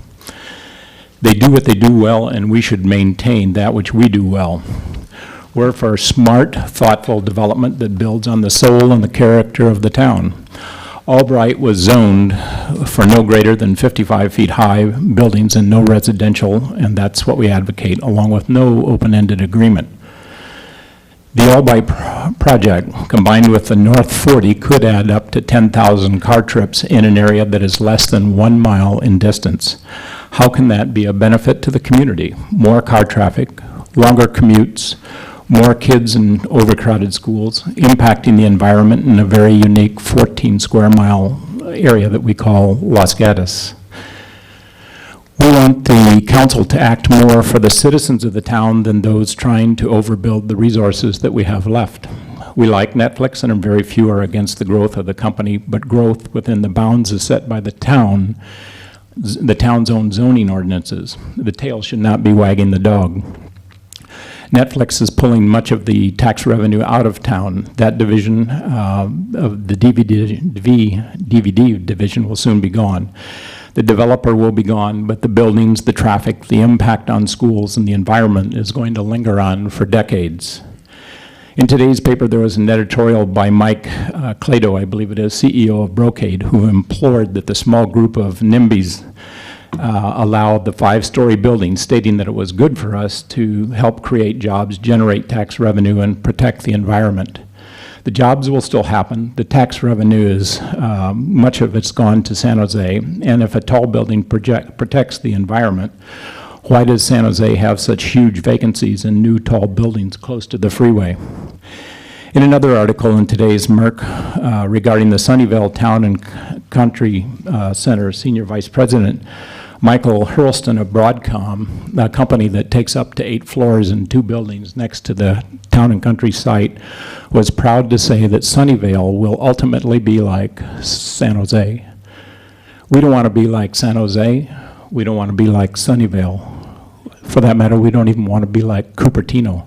We like our uniqueness. The infrastructure and the topography of the town does not support the amount of traffic nor people that the council is currently considering. We're asking you to grow slow and grow smart. Thank you, Mr. Van Natta. Thank you very much. I don't think we want to be like anybody else, frankly. Ms. Kankel? Susan Kankel again. I encourage the council to deny the request for an open-ended 15 or 20-year agreement on this project, and I also encourage the council to enter into a 1-year agreement.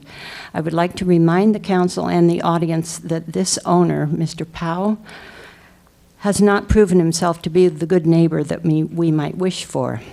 I'd like to remind you that he is the owner of the old McHugh Lincoln Mercury property on Los Gatos Boulevard. I think it's referred to as the Gateway Project. This parcel has been owned by him for over 2 years, and it has been deteriorating for over 2 years. It is at present in violation of at least 5 points of the Los Gatos Code of Ordinances, and it should be declared a blight on the town. This owner also has not engaged in any caretaking of another of his properties, the Swanson lot, which still has half-hearted attempt at story poles hanging around along with dead lawns and other evidence of neglect. I would hate to think of what would happen to this large parcel of land at Albright with its beautiful mature trees and its beautiful landscaping if this extended amount of time was allowed. Thank you. Thank you, Ms. Kinkel. Jack Aiello, followed by Dale Miller, Jill Horani, Peter Larco, and Peter Kleiss. Mr. Aiello. Mr. Mayor, council members, my name is Jack Aiello. I lived in this town for 50 years. And I'm going to read one sentence in the Planning Commission staff report that says, significant changes in the visual character due to the proposed scale and mass of proposed buildings. You know, they keep talking about, hey, I've cut this down from 70 feet to 60 feet. It's not that at all. The CM height is 35 feet. So anything they're doing above, they're always going above that. If they're going 50 feet, it's 15 feet above it. If they're going 65 feet, it's 30 feet above it. The other thing I don't understand, in all the years that I've been in this town, how come this type of project receives a negative declaration with all the changes, the tremendous changes in the traffic, in the stoplights it requires, and even the islands that exist there in Winchester will disappear because the left-hand turn lanes will have to be addressed. And this traffic is increasing continually. And you know, one last thing. Are we going to need another fire station or fire equipment? New training for our firemen? Because I don't know. But this town shouldn't have this kind of building. There are many developers who can develop a site that would accommodate Netflix without having to go sky high. Thank you. Thank you, Mr. Aiello. Dale Miller.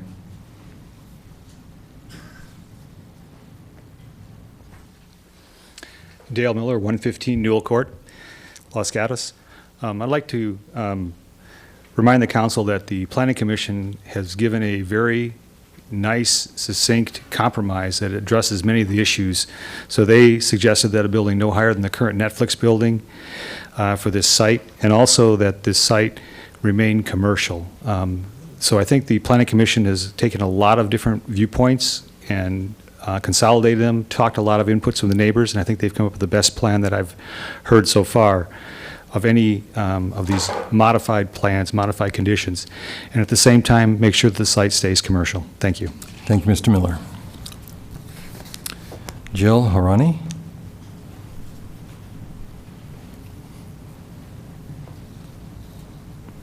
Hi, good evening. I live at 120 Brocastle Way, and I am a mother of 2 small children. My husband and I moved here from Palo Alto 4 years ago because we love the landscape of Los Gatos and the small town feel. Since I have small children, I worry about the traffic. I live in the immediate area and I run with my family around that area, and I've already seen many traffic situations that are dangerous. I want to say that I support the building of the commercial space and providing business space for large businesses to grow in Los Gatos. And I do support Netflix and the seniors in this town, but I do not support rezoning for any residential, as there is no going back. I am asking the council to please look at this as a generic business site, since we have already seen Netflix take their DVD division to San Jose. Please keep the best interests of this town in mind, and especially the community that lives in the immediate area. Thank you. Thank you. Peter Larco?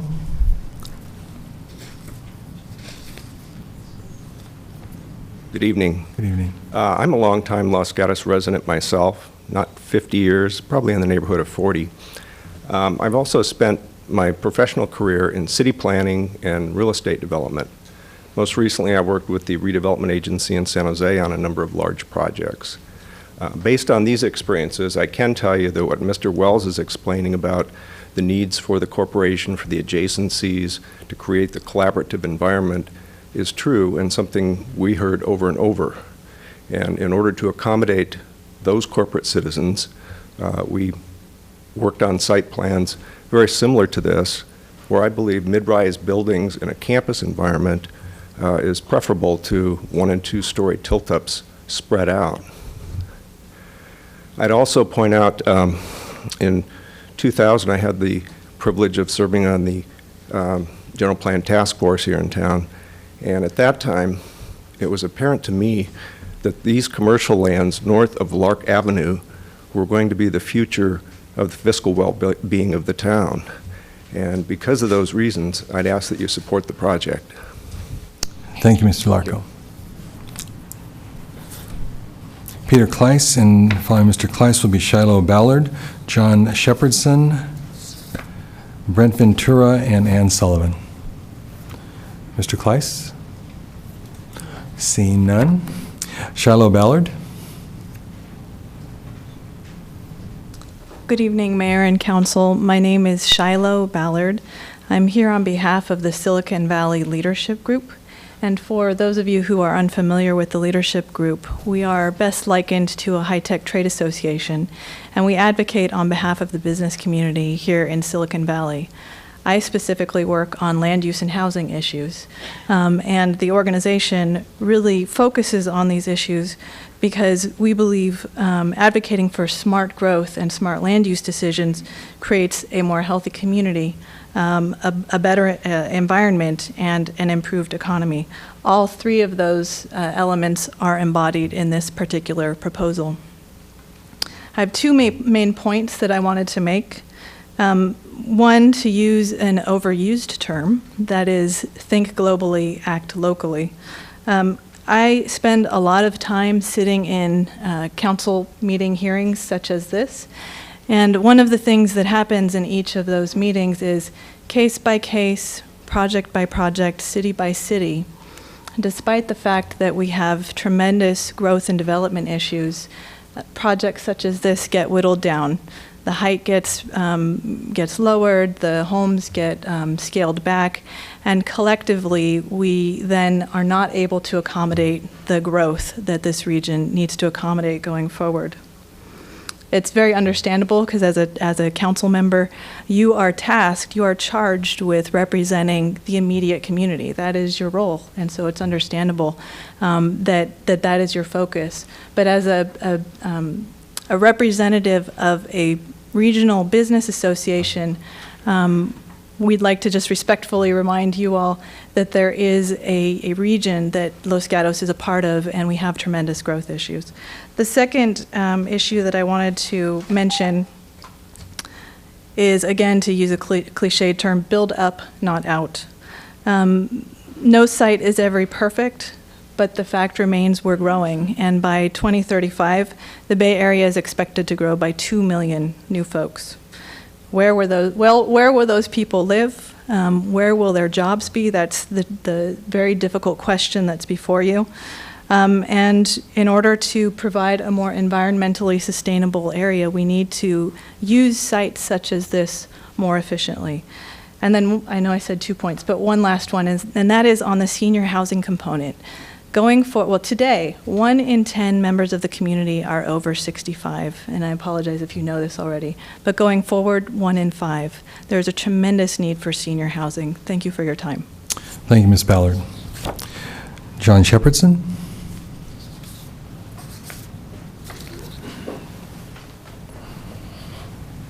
Good evening, council members. To Mr. Wells, I want... Mr. Shepherdson, you have to address the council. I apologize. Mr. Wells, I want Netflix in town, and I also want it to work for Los Gatos. Second point, thank you, Steve Rice, for responding to my email regarding Swanson. I really appreciate it. We disagreed, but we had disagreed civilly. Third point, are we so concerned about Netflix that we will give the developer an unprecedented 20-year option to convert to residential? Is the developer so unsure of the commercial development that it needs a residential development?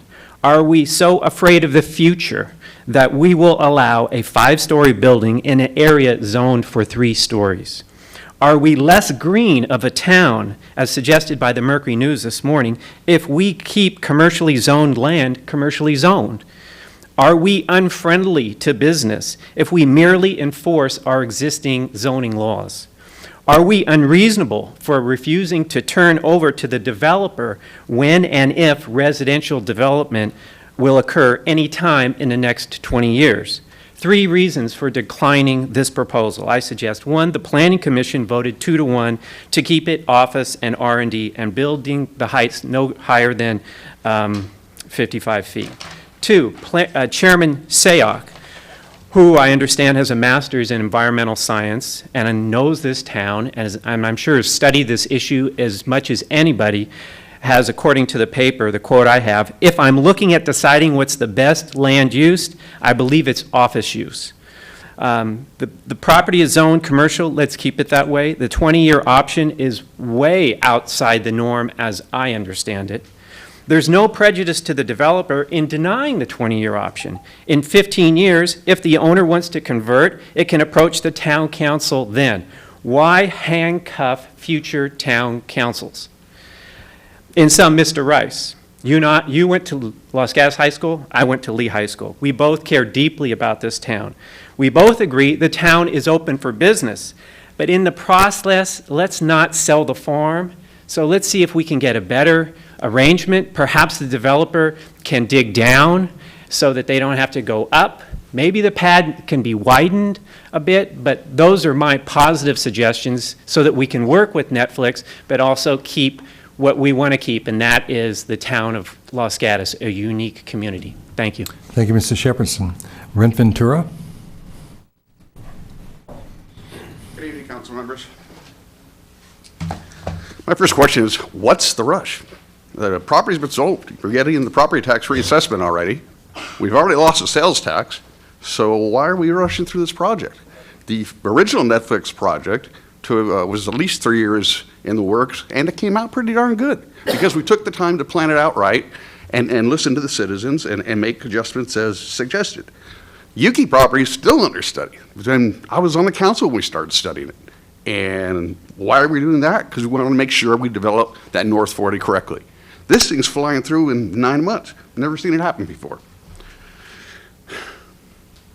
I would recommend slow the process down and do a proper study. I believe we need a negative environmental impact report for a project this size. I don't think a mitigated negative declaration is going to stand legal scrutiny. We're breaking all of our own rules and policies that have been in place for decades, and that's wrong. 85-foot high buildings have no place in Los Gatos. Planning Commission had it right. 55 feet buildings, no residential, no open-ended approval, 1 year. Let them come back. Nobody wants residential. Nobody wants 3,000 to 4,000 more car trips with no traffic improvements. Nobody wants to see all those protected trees removed. Do the right thing. Deny this project. Start the process over, and let's plan it out right and do it right. Okay, the way this project is getting fast-tracked, it looks bad, it smells bad, and it is bad for this town. Thank you. Thank you, Ms. Ventura. And Andy Wu, I believe, is next up.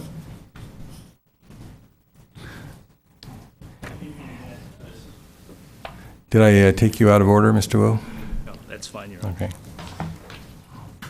Mr. Mayor, members of the County Council, I had originally prepared a script, but I'm going to go off script which is a dangerous thing, but because I'm sleep deprived and mortality's been on my mind.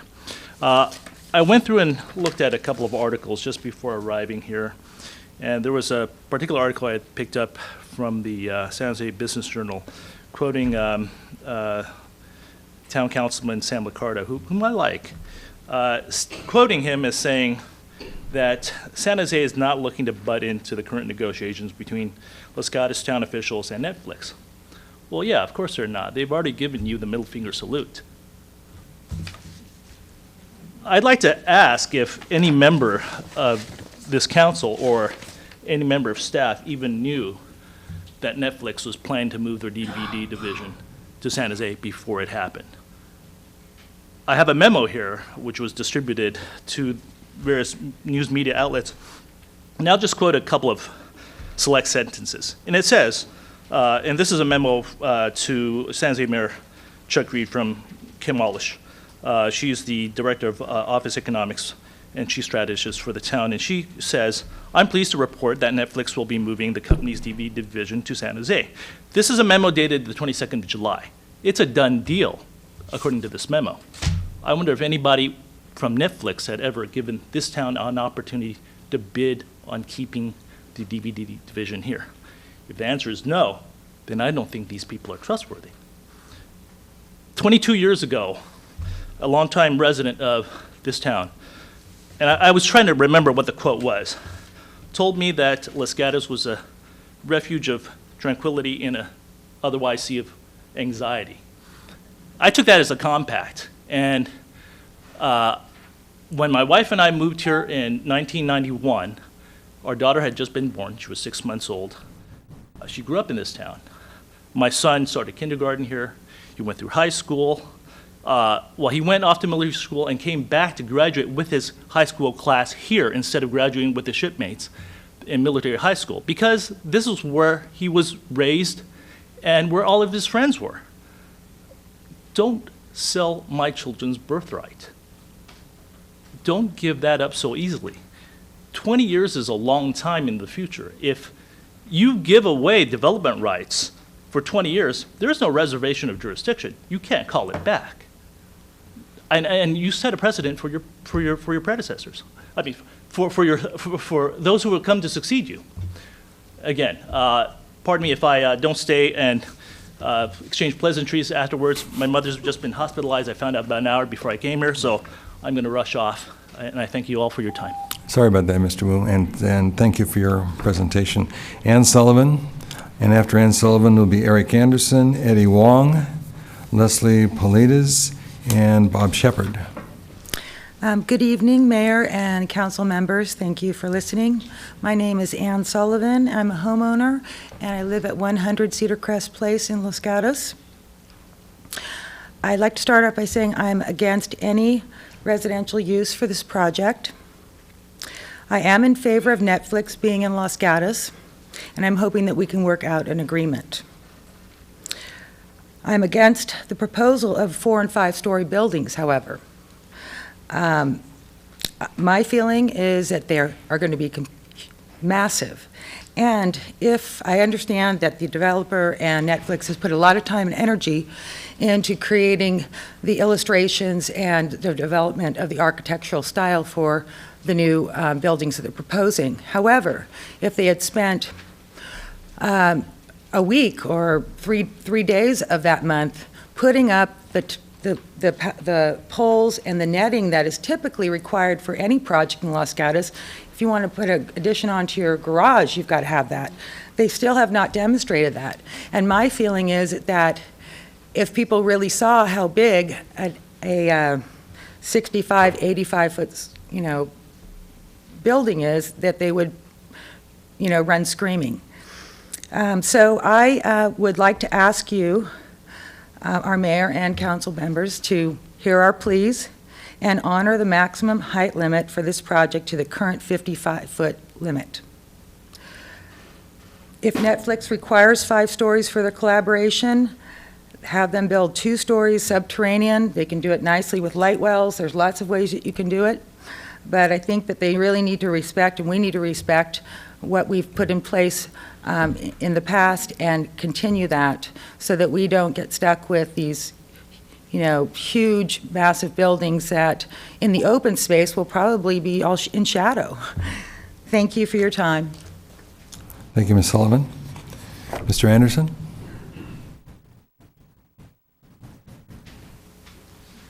Thank you, Mayor, council members.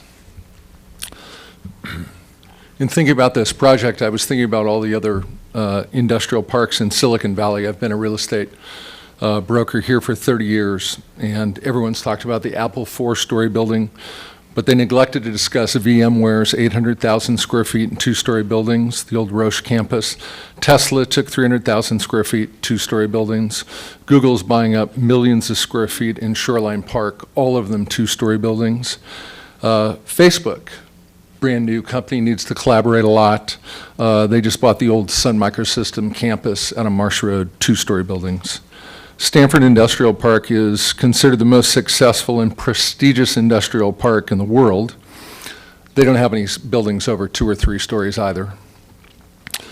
The Class A buildings, as the staff described here in Los Gatos, those are 2- and 3-story buildings.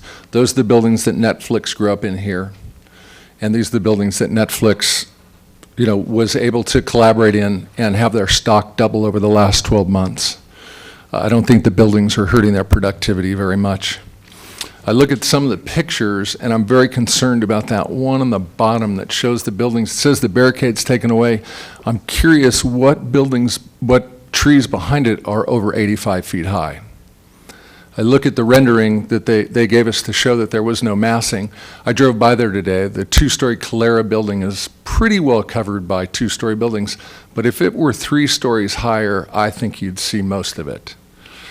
I handed in a petition today that we circulated around the town, and since the last meeting about June 25th we got 184 signatures from people in the town who are against changing the plan development, changing any of the rezoning, and requesting that the development agreement be changed.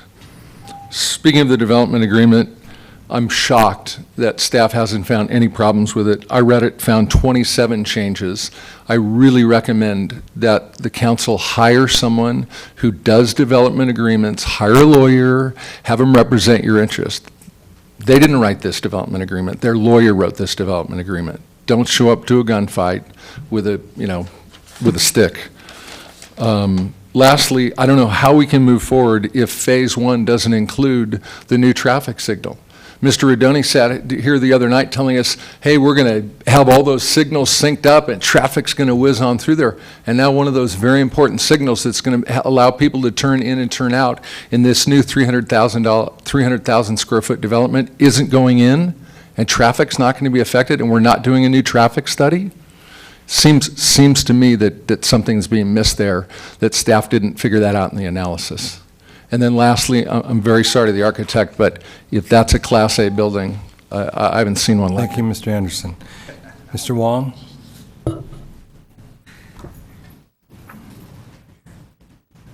Eddie Wong, I live at 112 Hanning.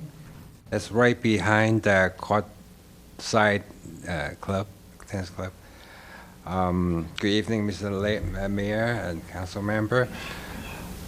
I'm really concerned about the traffic situation. I know that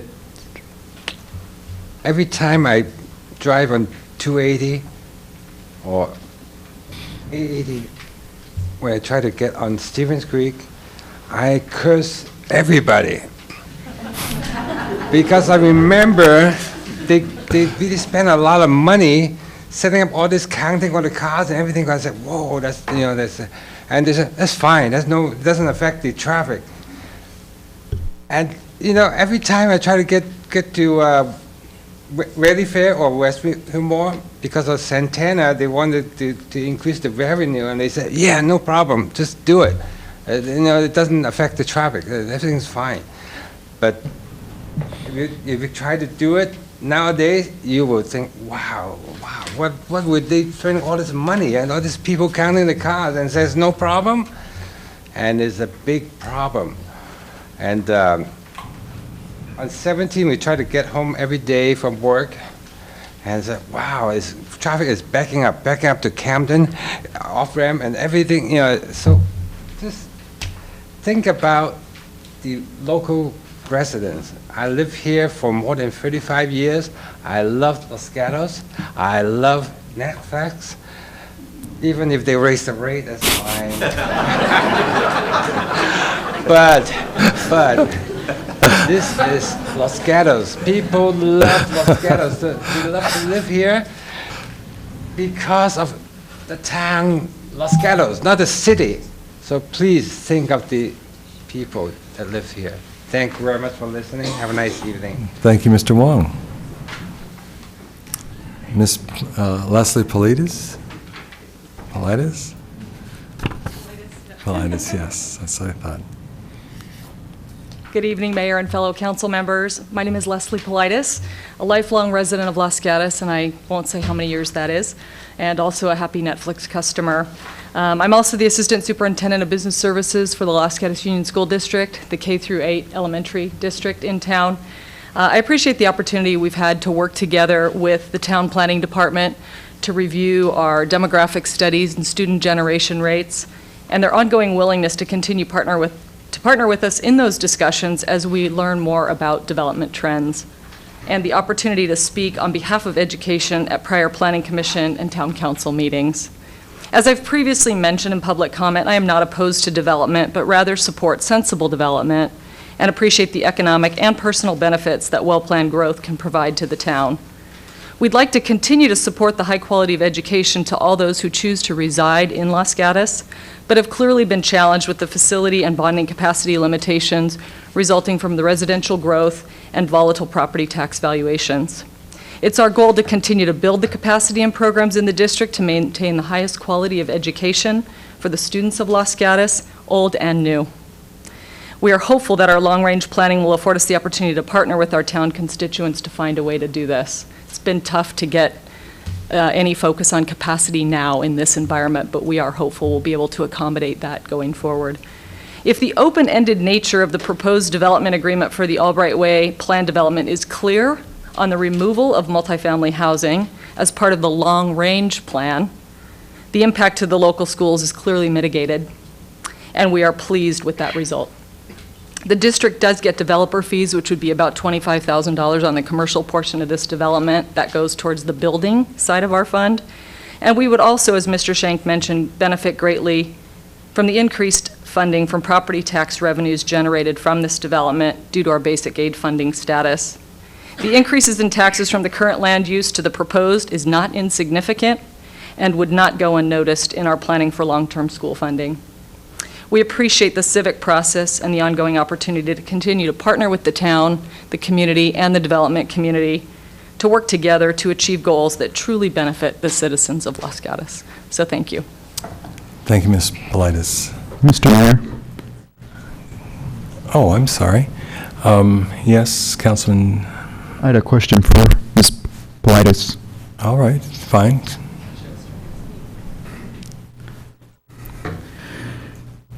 I know you've been to the Planning Commission meetings as well as our past Town Council meeting speaking on this matter, so thank you for your willingness to speak and come out for the public. But I did have one question that dawned on me, being that this is being proposed as 55 years and older. Is it conceivable that individuals who are a family unit 55 years of age could have kids in junior high and high school? So I think there's an assumption out there that if this is senior housing, there will be no school impact whatsoever, and it's kind of a hall pass, to use a school term. But the reality of that may not be true, so I just wanted to get your thoughts on that. Yeah, thank you very much for asking that. I was actually thinking of that when I was sitting over there. I think there's a senior housing, the Villages in San Jose, and I know they actually don't allow children. So I was making the assumption, perhaps wrongly, that senior housing is defined as a community that doesn't allow children based on its, I don't know the planning term. I suspect if these units were built out in 2016 and that the 168 senior housing units did have some element of allowing people who are older to have children, and I know a lot of people like that, that by then we would be able to work with this process to help figure out a way to accommodate that. And I think my messaging is really about, I've lived here my whole life, and I don't feel like, I'm in so everybody else has to stay out. I think we have to work together to figure out a way to do it sensibly.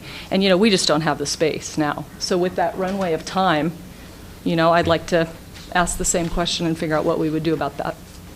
Thank you. Yes? Follow-up question for staff, if possible. Is that legal where they're allowed to disallow children in those age-restricted units? There are other senior facilities in the community that were privately developed without city, state, or federal funding that do have such restrictions. We haven't looked at this project specifically, but the applicant may be able to respond to that. But we're not aware of any impediments that would not allow this type of another development in the town. Thank you. And the only other point I would add from the staff perspective is the so-called student generation rates from older parents are pretty small, and I speak from experience to that issue. And I'm not even sure it's a blip in the factor that we've developed with the school districts in identifying what those student generation rates would be. But we'll have the applicant speak when they come back to the question of a senior only with an exclusion of kids. Thank you. Mr. Bob Shepard, and that would follow, or Mr. Shepard will be followed by Mr. Arzi, Mr. Nedham, Mr. Updike, and Sandy Decker, and Lincoln Tana, and that would be all. Mr. Mayor, City Council members, and probably more importantly, thank you to the staff, and what a great job they've done, and the time, energy, and effort that you guys have put into this is incredible. My name is Bob Shepard, and I'm here 100% in favor of this project. The replacement of the old tired buildings, it's time to knock them down and put up real, efficient, modern buildings. This project, as it's proposed, is going to provide jobs, growth, and probably more importantly, tax dollars to this town. And I heard at the last town council meeting, 800 sandwiches. 800 sandwiches. 800 sandwiches are brought in by Netflix every single day, made in the town of Los Gatos, provided to a Los Gatos company. In a small way, I think that's a perfect example of a local benefit. So our neighbor, Cupertino, is doing cartwheels to keep their largest tenant. And with this modified proposal that we saw tonight, I think this is a project that should be approved. Thank you. Thank you, Mr. Shepherd. Mr. Arze? Larry Arze, 18,000 Overlook Road. You know, we keep referring to this as a Netflix project, and we all know this is not a Netflix project. It's not even a Netflix retention project. It never has been. No lease has been signed, and with recent news reports, it proves they are as ephemeral as some of our restaurants. Here today, gone tomorrow. This project is about increasing the intensification of use that allows for taller buildings, more square footage, and increased traffic. All the developers' reports claim it will work, and everything's going to be okay. You know, San Francisco recently enacted an ordinance that forces developers to put their money where their mouth is. I'll paraphrase it. If a developer's project creates an egress or traffic problem, he must fix it. That's the ordinance. This ensures that more careful studies are done, as the developer must bear the burden of correction or lose his use permit. Not a bad ordinance, huh? Maybe we could do that for this project and a few others. Since no one can guarantee what will happen after completion of this project, you must start to scale back extreme over-intensification in Los Gatos, such as Bluebird Lane, Safeway, Swanson Ford, and all those restaurant uses that you've increased and got rid of retail spaces to allow it. You know, 55-foot heights are enough. We allowed them to do it to begin with. Now they want 85 feet. If allowed, the North 40 will want 100 feet. It's pretty simple math. With the numerous planned developments on the drawing board, you need to put out the word to ask, not to ask for so much. You'll be carefully scrutinized after tonight's decision, no matter the outcome, by many responsible and concerned citizens who are organized, fed up, and ready to have another enough is enough rebellion. If not local referendums, so please do the right thing, as this is not smart growth. Gee, I didn't offend anybody tonight, did I? Thank you, Mr. Arze. Woody Needham?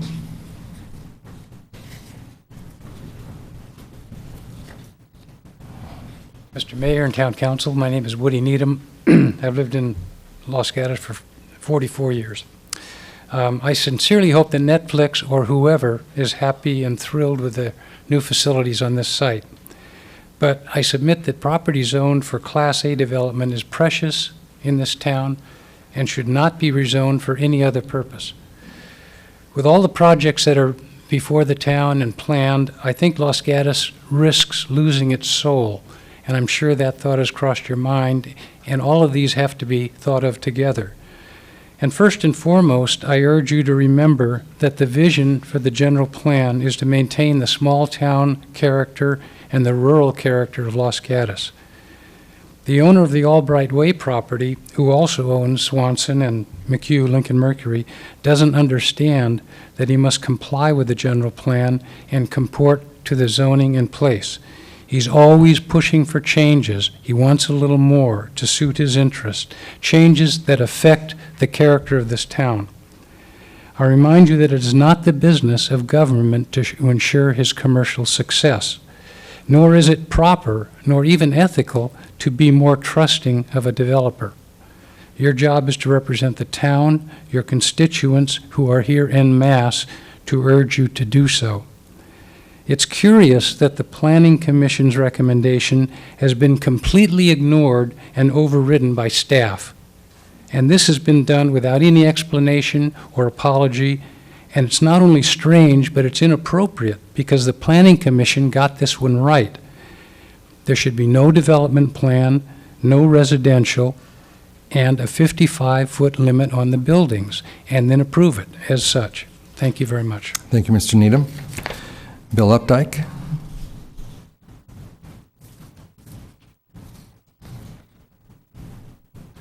Good evening, council members, Mayor. First of all, I want to thank you for what you do. I live in a fabulous town. I'm pretty much immature compared to everybody else around here. I've only been here for 9 years, but I'm very impressed with the tough decisions that you make and the town that you've created or helped to keep the look of. I'm speaking in support of the project. I think it's reasonable.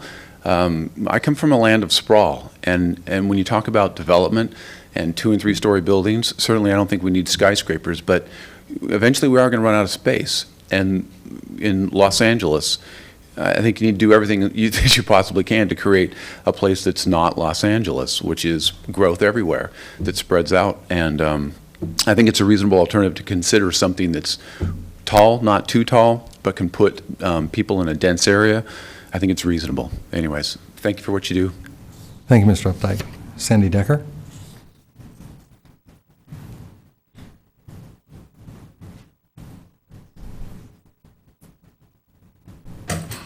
Good evening, Council. I'm Sandy Decker.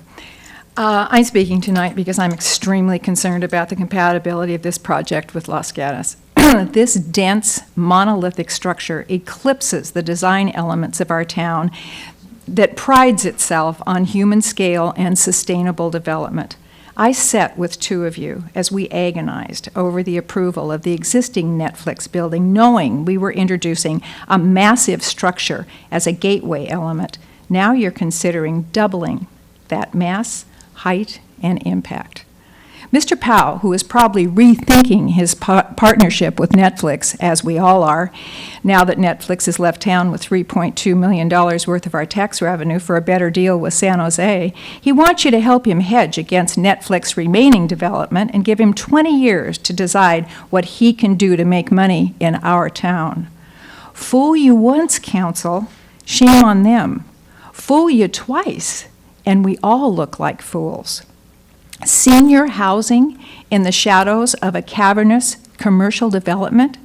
Why would we as seniors, Joe, Diane, and Barbara, having lived here to senior status in this town, want to find ourselves or anyone else in a gray concrete environment when we moved here to live in the open natural beauty of this town? Mixed zoning and a PD is to enhance the underlying zoning, and housing is not an enhancement to a commercial zone. Sustainability is the byword of community planning, and there is nothing sustainable about this application. Do the right thing. Do the right thing. Deny this and make these people come back and insist on good Los Gatos land use law and the tenets of the general plan. Thank you, Ms. Decker. Lee Quintana. And Ms. Quintana is the last card, so if you're interested in speaking, then please fill that card out. Again, take it to our clerk on my left.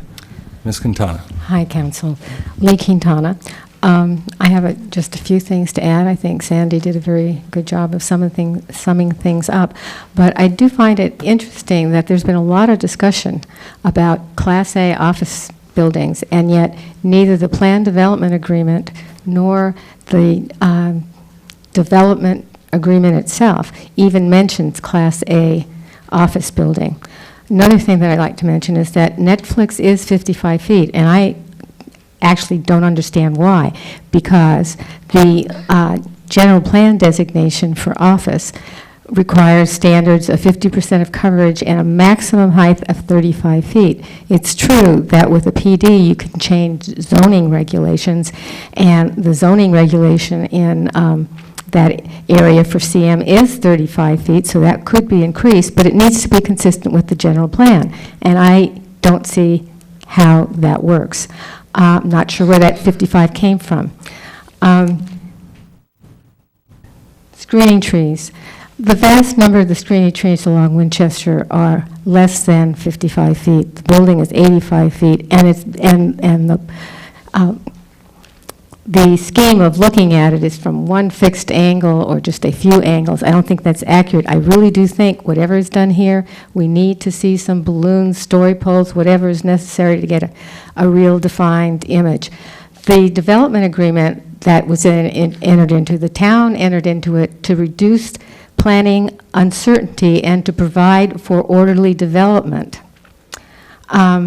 That somewhat conflicts with why the applicant entered into the agreement, which was basically for flexibility. They deter the determination of uses until A&S. There's flexibility in where the building locations will go, and most importantly, they retain the right not to develop. Why would we want to give somebody that right over a 20-year period to not develop if it so suits them? Thank you, Ms. Quintana. I believe that's... Oh, I'm sorry. We have one more. Richard Herbst. Herbst, okay.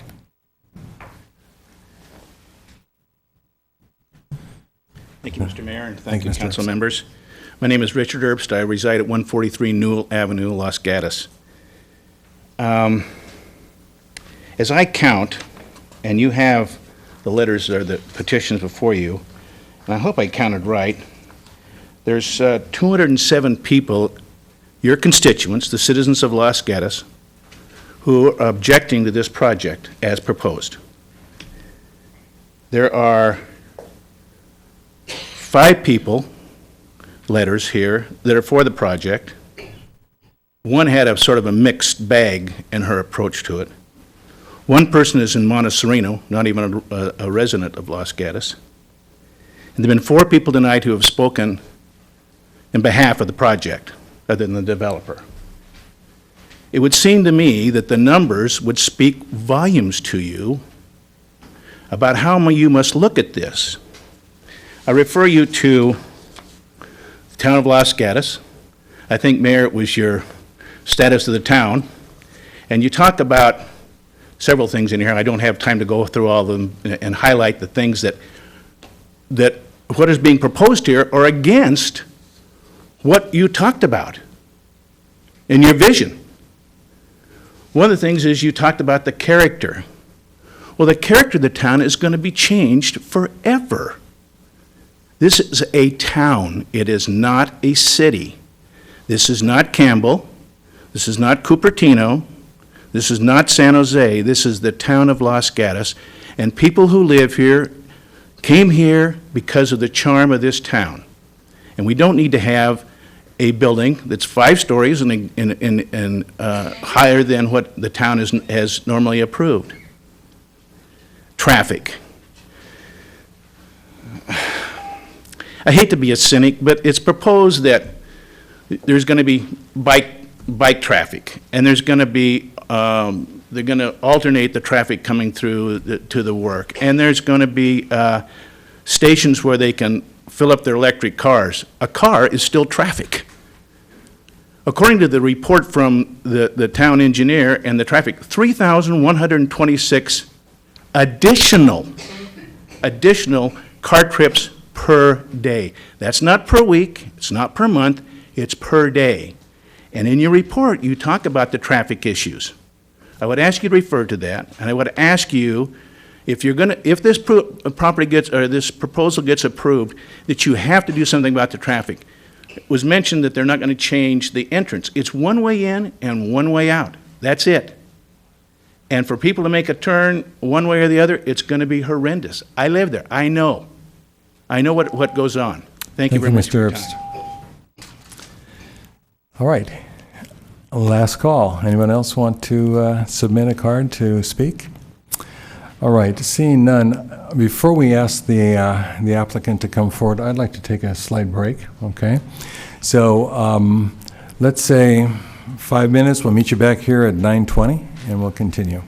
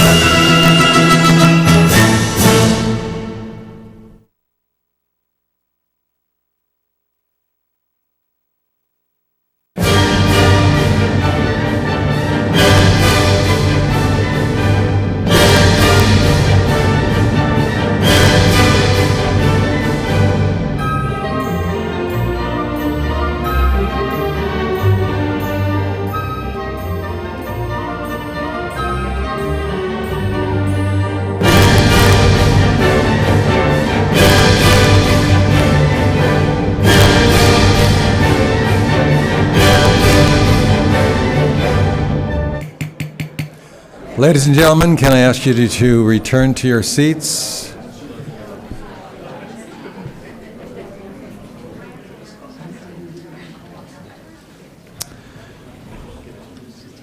Appreciate the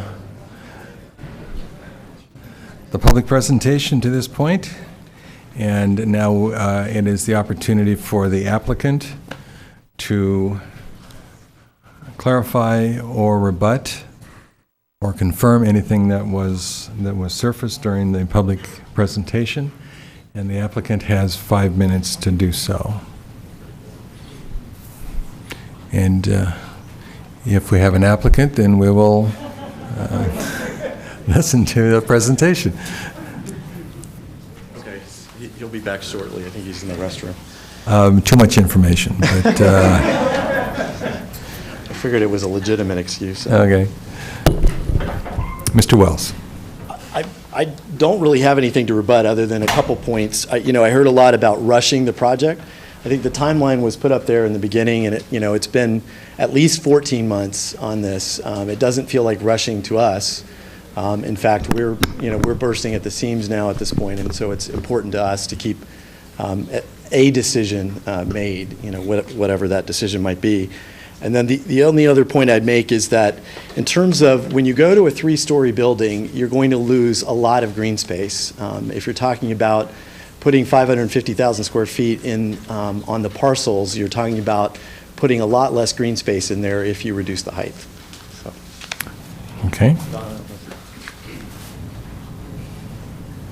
Sorry for hiding. But thank you for the opportunity to come back and address some of the issues that have come up here. And I think in respect of the time, I'll go quickly through these. First, on the compatibility of the housing use, albeit restricted to seniors, I think it's important to point out that 2 points. One, the Charter Oaks neighborhood has existed next to an industrial use, not just, kind of I'll call it a dirtier use compared to office, since these buildings' inception for 30 years or so. And secondly, the town's general plan, the Vasona Light Rail element of the general plan for decades as well, has called for and encouraged a mix of uses and housing in this area as well. We've heard a lot of concerns of traffic this evening, and I'd just like to reiterate that there's been extensive analyses done by our consultants, the town staff, the town's third-party engineer on a peer review basis. And if details are desired this evening or anything else, I think the town's engineer could probably run through any of those, and our engineers here as well.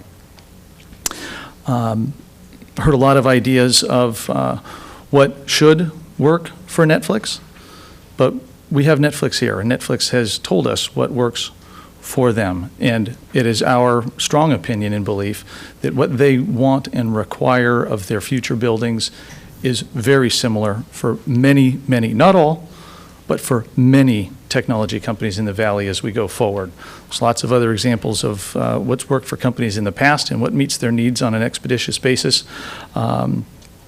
But in going forward, the height, these critical sizes of buildings is very important. The DA term is standard. I think there's a lot of misconceptions out there about what it conveys. It does not give us a carte blanche to do anything that we want for 20 years whenever we want it. It does say that the zoning will stay in place. We always must come back to talk about the uses, meeting triggers, et cetera, architecture, site planning, everything else. We still have to come back and work with the community and the town for approval of specific projects.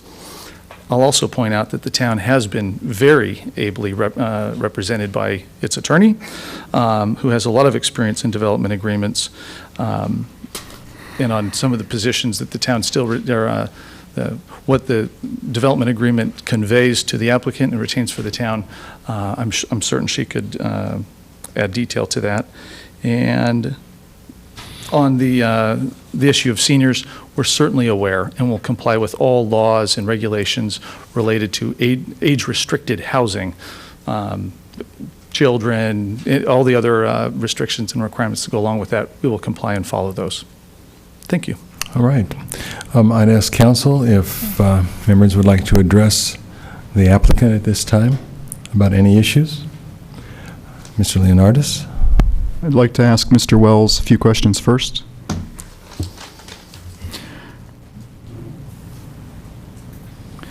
These are questions you may have heard before, but I'm going to ask them again because they were brought up during various times. And has Netflix signed a lease yet? We have not signed a lease. We are very close to one. This is a pretty complex agreement, given that we don't even know what we're dealing with in terms of number of buildings and how to phase it. So we've worked on a draft of a lease, a draft of a development agreement that is contingent upon what we get out of this and how we phase it, and even a working letter. So we're pretty close to all the working documents at this point. I'm going to ask you two more questions. One of these you've also heard before. Our planning commissioner, one of the planning commissioners asked you during one of their hearings that if 5 stories or 4 stories was a deal breaker for you, and at the time you responded, no, 4 stories would not be a deal breaker. I'm not sure. David Hyman, our chief counsel, attended that meeting in my stead. I don't think, if my recollection is correct, he actually responded that way. What he said is he didn't know, and that we would have to consider it and go back based on the decision that was made. So it was basically non-committal. In this case, we've stated several times that it's pretty important to us. One last question. If you had a two-way time ticket and you can go back to the time when the original Netflix campus was being developed, would you have been an advocate of the apartments in the back, or would it have been easier if that was all zoned for Class A office space? It's always dangerous to answer hypotheticals, but obviously this would be a much simpler process if we had land behind us that we could develop into additional buildings. Thank you. Thank you. Any other questions for the applicant? Yes? A couple of questions for Mr. Shank.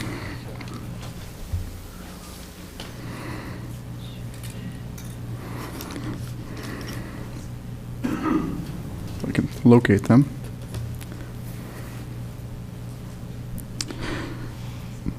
So you heard a lot of talk about height being a concern for this community. And, if the average individual was going to be building their home, they would be expected to demonstrate the height. They couldn't just say, hey, I want my house to be 50 feet tall and, I want it to be 60% of the lot coverage and I want, X amount of time to do it. With that being said, we realize that this is not an everyday project like a house being built. However, we have rules in place and we have a community that we're responsible to as council people. You heard from many of them tonight and many of them in the past. And I just want to know if anybody on our staff has approached you about hanging some height indicators and, what were your reasons for not demonstrating actual visual evidence of what the height of this project would look like? Sure. We have not been asked to provide that. There's not been a specific request to do so. We've had discussions from, especially early on, about how might we best convey what this building would look like, or buildings would look like, and resolved that visual simulations would be the best. As flying a balloon, we did put up a balloon, I think 2 balloons, one or two balloons during the Gateway project that you were referring to a minute ago. I don't think those were very helpful. A balloon blowing in the wind doesn't convey architecture, doesn't convey how it really sits. I think it's just impractical to think of story polling a building like this, which is unique in town, so that it could really convey where it is, how it is, the articulations and such, because I think all of that, the site plan and the articulation of the architecture, are significant factors in visual impact. And just putting a balloon up, I don't think would really help. And it was agreed that it really wouldn't help, which is why I believe we were not asked to do so. If the general public thought it was a good idea, would you be supportive of that idea? That's a tough question, the general public. I don't know if you take a vote of all 30,000 people or how you do that. I don't know how to answer that. The majority of the speakers here this evening.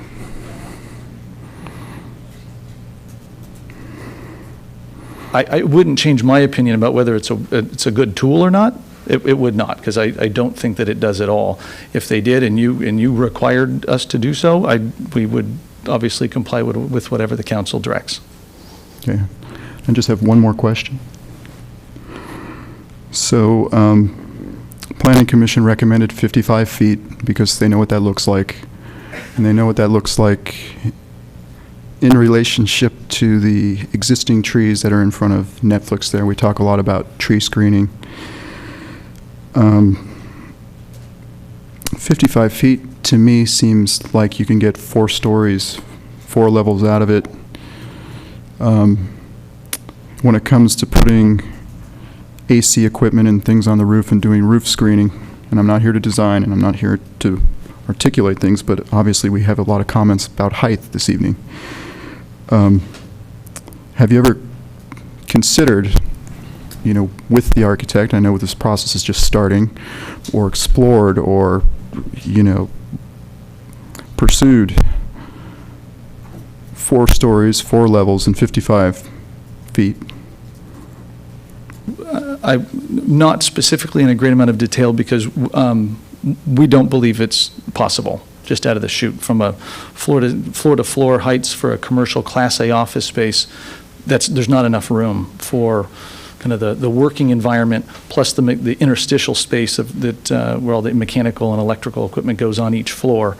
Mm-hmm. It wouldn't work. The way it would work is if you pulled the ceiling down, and then it would not be Class A by any stretch. So no, the idea of abandoning rooftop equipment and a mansard roof, we did look at, but we also quickly moved away from it. The architect strongly pushed against it. I can have him address the question as well. But the buildings without a mansard roof look more commercial. These buildings have a softer feel because they have a roof structure, just as the current Netflix buildings do. And I think it's because of the quality of the architecture, the articulation of the architecture, including the mansard roof. And once it's there, we might as well take advantage and put the equipment up there, creating more green space, is what makes the buildings appealing today. We went through that process years back. There were a lot of concerns about height at the time, a lot of concerns. And I think people have once they were built, once they existed, have liked the buildings. I think I believe they're beautiful buildings, but I think people find them very attractive, and they've been very functional for Netflix. Even though from the big vantage point, which is, as we come off 85 or look at it from Winchester, there's hardly a tree in front of it, frankly, coming northbound on Winchester.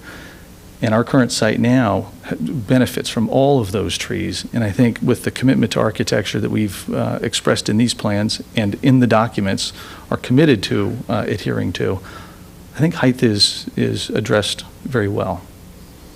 I'd also, maybe just to point out real quick, because as I was referring back to the Netflix campus in the question you asked Mr. Wells on whether that site would be better if it were all office. And only because I was very involved in that process, I can tell you the front office buildings wouldn't have been built at the time if there weren't 2 uses allowed on the site, because it wouldn't have made business sense for us at the time. And in that way, we wouldn't have the opportunity to try to build more buildings for Netflix today. They would have found space elsewhere. So that was a very important part of that council approval as well. Thank you. I'd like to address a question to the architect, if I might. And would you identify yourself for us, please? Yes, my name's Bob Giannini with Form 4 Architecture in San Francisco. All right.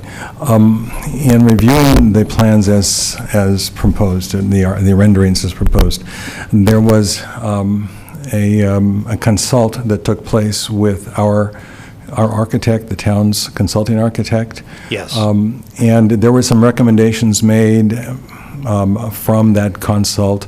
I read both your initial proposal and then the recommendations that Larry Cannon made to you. Would you talk to your own response to that and what kinds of results occurred due to that consult? Mm-hmm. Now, that was a particularly good meeting. I thought it kind of has been mentioned, been working very quickly to kind of develop some of the images you see before here, and it was very helpful actually to be able to meet with Larry Cannon and sort of talk about the design as we were developing it. And it's always kind of nice when somebody comes in at that point because they're seeing things that you didn't see, and he was suggesting that, well, one, he actually liked the buildings very much, thought they were really developing nicely. His suggestions were, especially on the upper floors, to make the design a little bit more, we call it filigree, but to make it a little lighter. And we've incorporated all of his comments. We actually thought all of his comments were great and incorporated them into the building. So some of the ways the walls are treated more as punch windows rather than long, skinny windows, adding open arcades on the ground floor to spread the building out and make it feel a little bit more locked into the landscape. Treat some of the tower element tops more as lanterns with glass instead of as solid as they were, and really play up more of the trellis features it would have at the top of the building, were all things that he suggested we thought were fantastic, and we've incorporated those into the design. All right, and he also mentioned, he affirmed the use of 5 stories and 4 stories in relationship to the open space and the ground and the cover of the ground acreage. Would you comment to that in terms from the architectural perspective? Yes, absolutely. Well, first off, on height, if the buildings were designed the same height of the existing buildings, there would be no open space on the site because we would take the fourth, and fifth floors. That would create a third building. And if you just sort of squint and look at the site plan up there, you could imagine if you plopped a third building on there, it would basically just be building sort of cheek to jowl on the site. So there was that aspect, and of course he was very sensitive to that because it's very important to have open space in a campus like that. A lot of the innovation that happens in a campus happens in the open space. People having a chance to walk and think, to meet one-on-one, to meet as a group, to meet as a whole company is really essential with any company like Netflix or Apple or Google or any innovative company. So he really recognized that and saw how important it was to preserve the open space on the site. And what was the other piece of the? And I think basically you've answered that question. Right. That what was your response then? Yes. And actually the other thing he picked up on was, which is something that we had pushed on quite heavily, is we're very sensitive to all the concern over height, and we looked at sort of the ratio of open space to built space, and so we were able to lower one building to 4 stories and have one building 5 stories, which is the way the design is developed.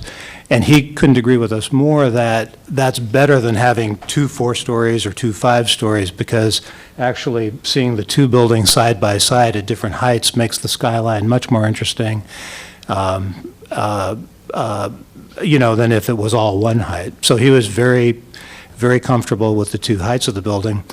The other thing we're doing that we discussed with him that he thought was important was by using the redwood trees that already exist on the site and then bringing them into the site so that it's sort of like a UC Santa Cruz kind of landscape with the building sort of in the redwoods was a good idea, because a redwood is a very big tree. You put that against a very large building, the building doesn't appear so large. So we talked a lot about using all the existing trees, and we are saving virtually all of the critical mature trees that are on the site, and you can sort of see that in our tree disposition plan. All right, thank you. Any other questions from council for our architect? Yes. Mr. Leonardis? So I'm looking at phase 1 here. Mm-hmm. And I guess this is encompassing about 10 acres. And we're looking at the proposed open space. And then we see potentially a phase 2 and with the 3 older buildings or something down the road. But I'm wondering if this open space will remain if phase 2 comes along someday, or if this will be engulfed by a parking garage or something. It will not. Of course, one never knows what will happen in the future, but the intention, it would be against the whole concept of this design to fill it up with buildings. Again, the open space is programmatically as important as the built space in a project like this. So what you see there would essentially be more. You're thinking of the campus part, the extension of the garage. Oh, I'm sorry, I was thinking of the whole site, sorry, thank you, John. No, where you do see the extension, where the garage would need to extend, because we also agree with several of the speakers, it's much better to densify the parking in a garage, and that garage actually is quite a bit of it is underground. And we would expect we would use the same sort of device or the same sort of approach as we develop Phase 2. One more follow-up.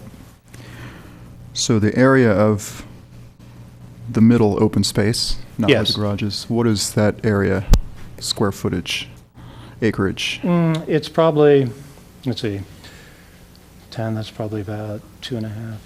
It's probably about 5 acres of open space in the middle. I mean, just eyeballing it.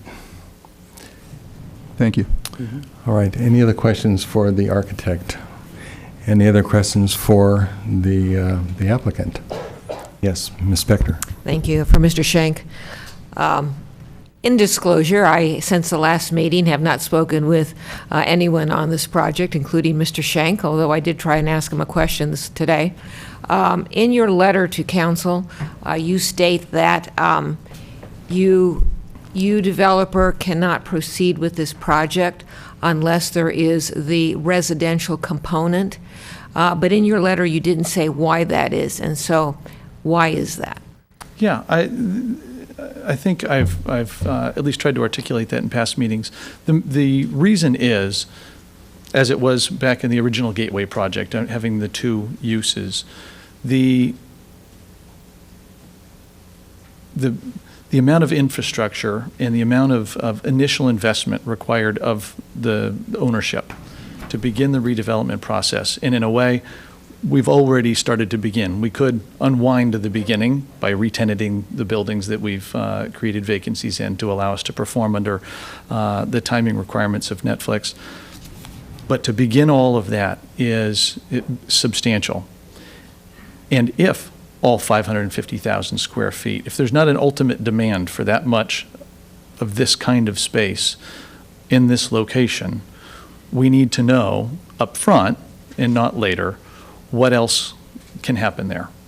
And so again, as from my original application, which had 3 equal uses of office, seniors, and residential that could all be interchanged on the site, through the process and understanding the desires of the town, some concerns of residents and neighbors, et cetera.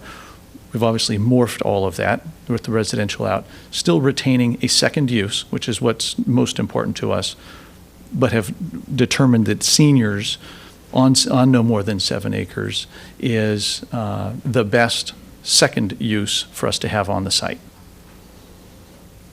One more question.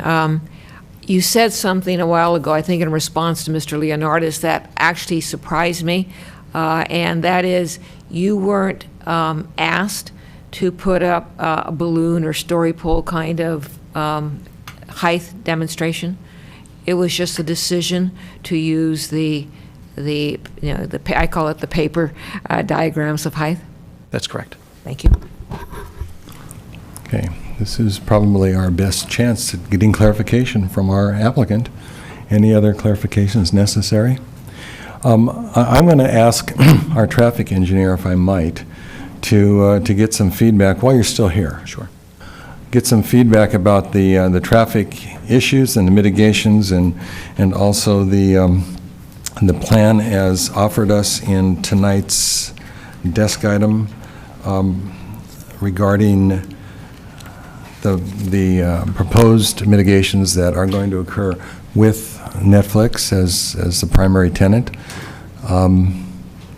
And Mr. Rouhani, would you please kind of clarify for us the issues of traffic, because it's a major issue that's been voiced tonight.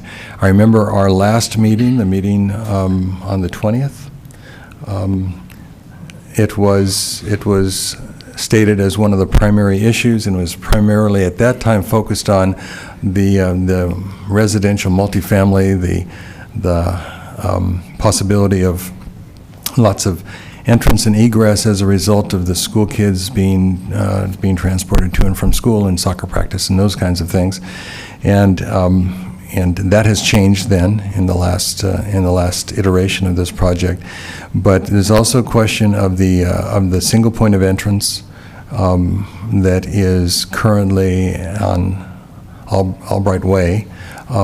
And the issues of how that will impact traffic, and what will be the engineer's consideration regarding what will happen and how traffic will be mitigated. Thank you, Mr. Mayor, members of the council. I'll address that question first, and if I may take a moment to touch upon some of the background traffic issues that I think will be helpful for tonight's discussion. The drawings that's presented tonight as a part of the PD certainly is not at the level of the ANS, which the applicant's design team are going to be working on. The project, even at the phase 1, would require the 2 entrance, has always been the current Albright Way, was going to be a right-in, right-out, and a new signalized intersection to be built at the new entrance across from the courtside main driveway. That's still in the works. We're going to be working, and will continue to be working with their design team until the project comes back to the Planning Commission, if it's approved tonight, towards the finalizing of the plans for the construction. So this is a work in progress. The drawing that you see here, it's kind of a rendering for tonight's discussion that this project would have the 2 entrances. As one entrance, it would not function. And again, this is a work in progress. I want to reassure everybody that, again, this is something that over the next few days and weeks, as we're working with their design team, we're going to work out all the details on this, the access issues. But there would be some sort of a traffic signal, certainly has always been. It's been in the traffic report, and that will be a part of the project. It's just we're a little bit at the preliminary stages of it, and this is going to be a work in progress. All right, thank you. Then the other issue relative to traffic impacts. Yes, again, thank you. This project, town staff have been working with the applicant's design team almost a year now. I would say this project has been extensively reviewed, re-reviewed, analyzed, reanalyzed to make sure it meets all of the town codes and guidelines. Typically in projects like this or similar projects, only it's reviewed by town staff. We work with the applicants. Because of the high profile of this, we have our third-party consultant, traffic consultant, whom we brought in to review all the documentations with us to make sure that we're not overlooking anything. So it was like a double review for this project. As I said, our whole goal has always been, whether it's this project or any other project, we want to make sure that we are adhering to the town of Los Gatos guidelines and codes. All of the traffic policies in town are set in our general plan that was recently approved by the council. For instance, one of the elements that I think there's been a lot of discussion and some statements made, and I just want to talk about the facts, is the intersection levels of service. Within the town of Los Gatos, as other municipalities, there is a level of service which is a quantitative analysis regarding the operation of a signal. It's referred to by letters from A to F. You might have heard discussion level of service of B, C, D, and F. Our general plan, which says Los Gatos' minimum threshold for acceptance would be level of service of D. Basically, all of our intersections signalized operate between level of service of A to D. We do not allow any intersection fall below D. If a project, whether it's this project or others, would require that threshold falls below D, they would have to mitigate by means to brought that intersection up to a minimum level service of D. Now, On the level of service element, when we talk about between A to F, A is in our terminology, again, these are industry standard, is a free flow or stable flow. Basically from A to D, we're talking about very flow to stable flow. At level of service of E and F, these are congested and you have massive backups. And the difference basically is at level of service of A, you only have minimum of 10 seconds per vehicle per delay per hour. When you get to level of service of D, that increases to up to 55 seconds per vehicle per hour. Now, these are the guidelines that we have and we make any development, any project adhere to. When you go beyond 55, that's when it triggers mitigations that things have to be done to the infrastructure to bring the level of service up. So, for instance, on this project, I think I mentioned at the June meeting, they studied 19 intersections throughout the town of Los Gatos, all the way from north end of Winchester near Hacienda in city of Campbell, coming all the way to Highway 9, coming back on Los Gatos Boulevard, going to near Samaritan Drive at the intersection, coming back on Blossom Hill, and also on Lark. 19 intersection was analyzed with all of the current projects and also the impact of this project. With the full build, we want to look at the maximum case scenario. So when we look at it, we analyze this to make sure that none of our intersections are going to be operating below that level of service. 2 intersections would fall below the level of service. One is at Lark Avenue and University, which is currently does not have a signal. The other one is at Winchester and Albright. The developer on both cases is paying and installing traffic signals to bring those intersections to level of service of above D, which is our acceptable level. In addition, other measures are being done on Winchester itself to connect the existing signals we have at Winchester and Wimbledon, Winchester and Lark, the new signals that will be built at Winchester and Albright, and also the new one that will be built. Actually, we are working on the design of the Lark University traffic signal, which we bring it to you for approval plans and specs to go out to bid on September 6th. These were all going to be interconnected physically, hardwired, so each signal will not operate on its own. One of the problems that you encounter on areas where there are tight quarters, if you will. And again, tight quarters, I want to put that in perspective. All of the intersections around Winchester, these are minimum about 400 feet apart, which is acceptable standards. There's been, at the last meeting, someone said there are like 8 intersections from Highway 85 to Lark and Winchester, and I couldn't figure out where those 8 intersections are, 8 signals were. But they were all going to be interconnected, and also their timing. So when there's a green light, it would allow all of them to be green, so you can have a flow traffic on Winchester. So collectively, all the measures that have been done are going to be done will make sure that none of this project will not degrade our traffic operation on Winchester and on Lark and in the vicinity to below the level of service that's acceptable and per town policy. All right, thank you. And this is in context of the full build-out and the maximum number of vehicles projected? Correct. Thank you. Any questions for our traffic engineer? I want to ask the manager. He seems like he was interested. Okay.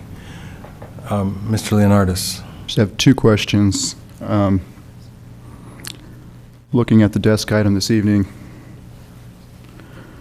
it says the project could include up to a maximum of 550,000 square feet of office space or a combination of less office space with residential uses,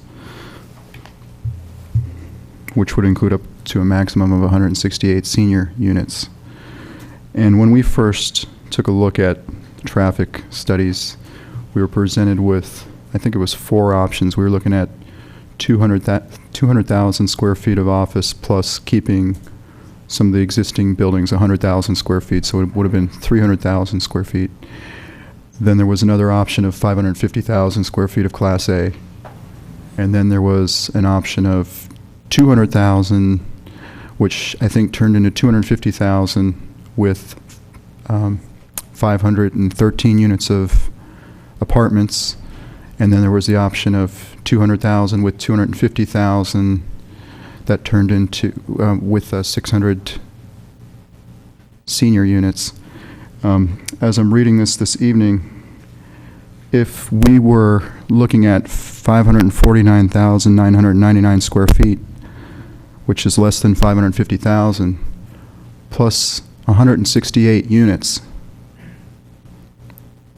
do we have a traffic study that covers that much intensity? Yes. This project, as I said, has been in the review for many months, and multiple scenarios was evaluated, combinations of all commercial office space, some senior, some housing, various mixes. And as a part of our process, we always look at the project that ultimately would theoretically create the most amount of traffic, because we want to make sure no matter what scenario is selected, we are mitigating those elements. So the answer to your question, yes. So just a follow-up question. Did we say 550,000 square feet of office plus 513 apartments? No. Never got to that. Okay.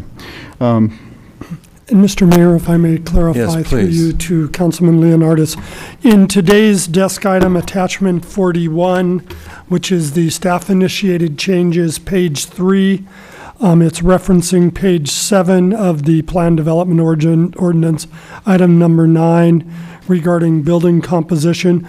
We've added an explicit statement that clarifies the point that Councilman Leonardis was raising, which states the combination of uses between the housing and office, if it's less than 550 and up to the maximum of 168 senior units, the combination of units shall not result in new or substantially more severe environmental impacts than disclosed in the mitigated negative declaration for the project dated April 11th. So if they were to come in with the hypothetical thrown out by the councilman of 549,999 and 168 residential units, they would have to demonstrate that reduction of 1 foot and the addition of 168 senior units still falls under the traffic analysis under the prior CEQA documentation. So that mix of uses is covered in the environmental review. Thank you. And then just one other question. When we consider this, there were speakers that spoke to this earlier in the evening, but looking at Los Gatos and all the changes along Los Gatos Boulevard and, of course, the potential North 40 down the road, there's the cumulative traffic element. Can you touch on that as well? Certainly. Again, whether this project or the other projects that we've done, we do not look at a project on a kind of in a vacuum. We look at the cumulative effect of the projects that are under design, depending on at what stages. So we always look at not only the project, also the projects that we know they're in the planning stage or in the approval stage, to make sure we are looking at the big picture.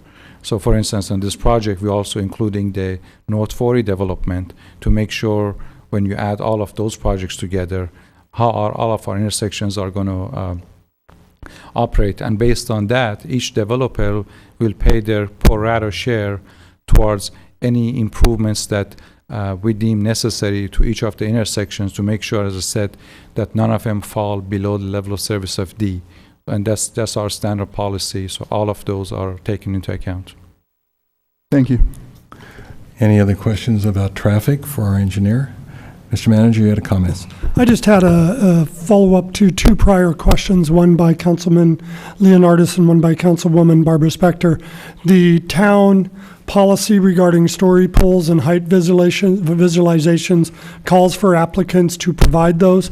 There is an exception clause in that policy that the applicant requested many months ago, early in the application process. Staff did grant that exception for a variety of reasons, as reflected by the applicant, as well as concerns about story poles being 85 feet tall potentially. So staff did grant that earlier requested exception.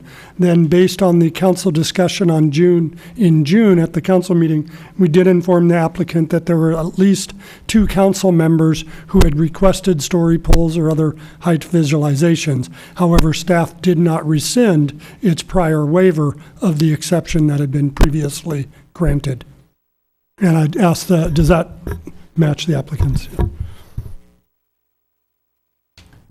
All right, any other comments or questions for the applicants? Then, gentlemen, you may sit down.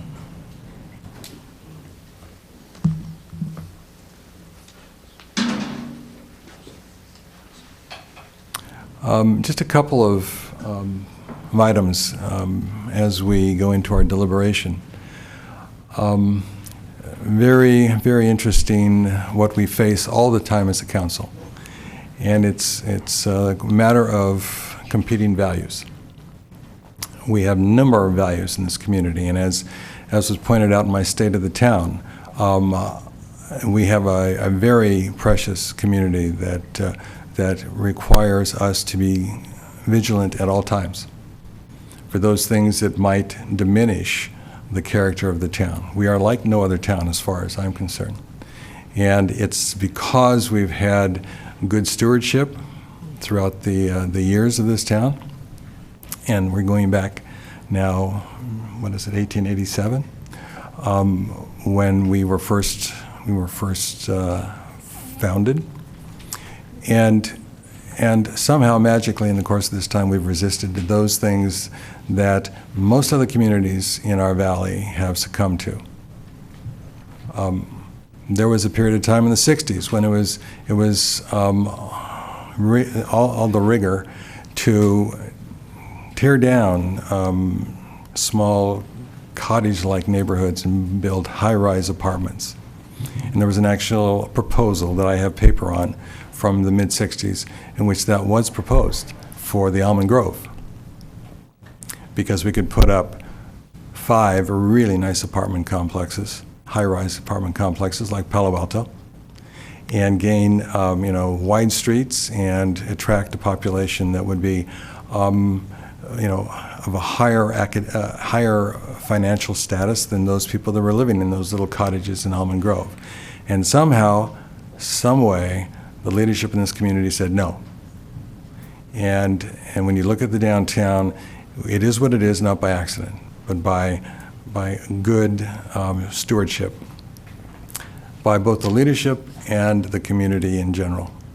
And I think that what we need to keep in mind is that our community, as we've defined it in the general plan, is a community that's supposed to provide all services to all of our residents. And it's an eclectic community that has contiguous neighborhoods, each of which has its own character. And it's the fact that we have this diversity within our architecture and our geography that helps make us what we are. And then we throw all of our people in the mix. And so many people testify here, and so many people testify at Music in the Park, and every time you run into anyone, it's like, I love being in this town. And I don't think there's anyone that I've ever run into who said, I want to do something to destroy this town.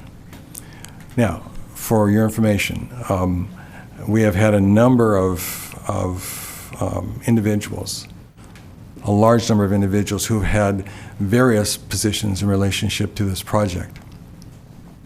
And a lot of those positions in some ways are contradictory, but they're all geared toward the same thing. How do we maintain our character? How do we grow in a way that evolves into something that is even more enhanced than we have right now? And so I assure you that there are members of your community who have perhaps different opinions than a lot of you in here. And those opinions say, this is an appropriate project for this particular site. If done correctly, with proper architecture and exceeding controls, it's the proper thing to do. And there have been some people signed a petition saying we don't want anything out there. Okay, so that's the thing that faces us as council and the planning commissioners and the staff, is that there is no one voice, and if all we had to do was say, show of hands, and do the count, majority wins, then we really wouldn't have to do this at all. And that's not the way our government operates. I think the fact that we want to regard all opinions, but we have to put it in a context of what's in front of us and where do we go from here. And I'd like to kind of state that as my thoughts at this point in time. Nothing that was said here tonight is something that I can't buy into. At the same time, we have specific things that are in front of us and specific processes that we're going through, and I'd like to use that as the opening to the discussion of where we might go from here. I see like a value. We want to preserve the views of our hillsides. And I think the primary issue behind heights of buildings is impacts on views of hillsides. That's kind of the rationale. That's always been the rationale. It wasn't like nothing big is good. It was preserve the views of the hillsides. Another value, preserve open space. Now, when you have two values that you're trying to achieve, what balance do you work so that you can achieve both? And I think that that's one thing that I see in relationship to the question of height. A council member who was on this dais a number of years back always said, when you're looking at height, it's a matter of architecture. That's really what you're considering.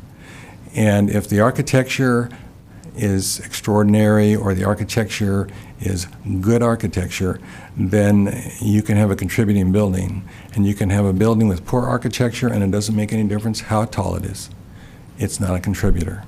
And so, from the point of view of the architecture and the height and the open space, those are all issues that need to be addressed in our decision tonight.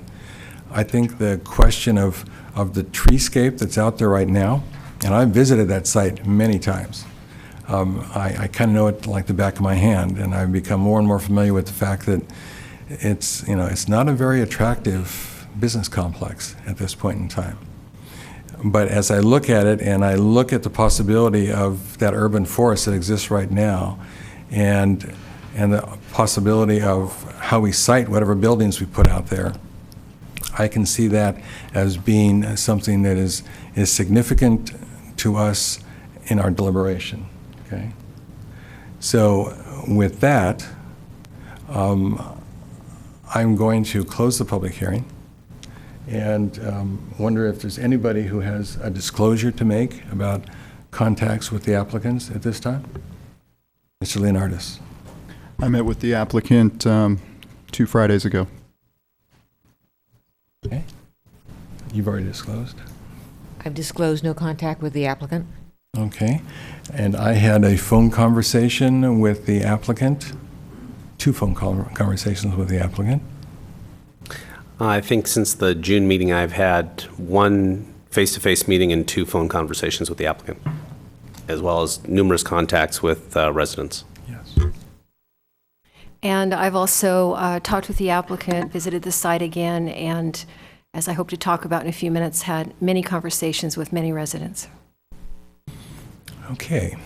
I think it's time for us to ask the clerk to read the titles, if she might. Ordinance of the Town of Los Gatos rescinding ordinances 1247, 1366, and 1955, and amending the zoning ordinance affecting a zone change from CMPD to CMPD at 90 through 160 Albright Way and 14600 Winchester Boulevard. All right, thank you. At this point, I'd like to turn to council for deliberation. Councilmember McNutt. Thank you, Mayor. I did want to did want to talk about my meetings with residents and to follow up on what you were saying. I know when we had the last meeting in June, there was some frustration on the part of some people that we did not make a decision that night, that we continued it. And I am really glad that we had an extra 40, 45 days to work on this. It's always helpful to have a vigorous community debate, and especially on a project that is as complex as this one, as important as this one. We call July Council Break Month, and it's really a misnomer this year because I tell you, every place I went, there were people who wanted to talk about, they call it the Netflix project. I kept correcting them. It's the Albright project.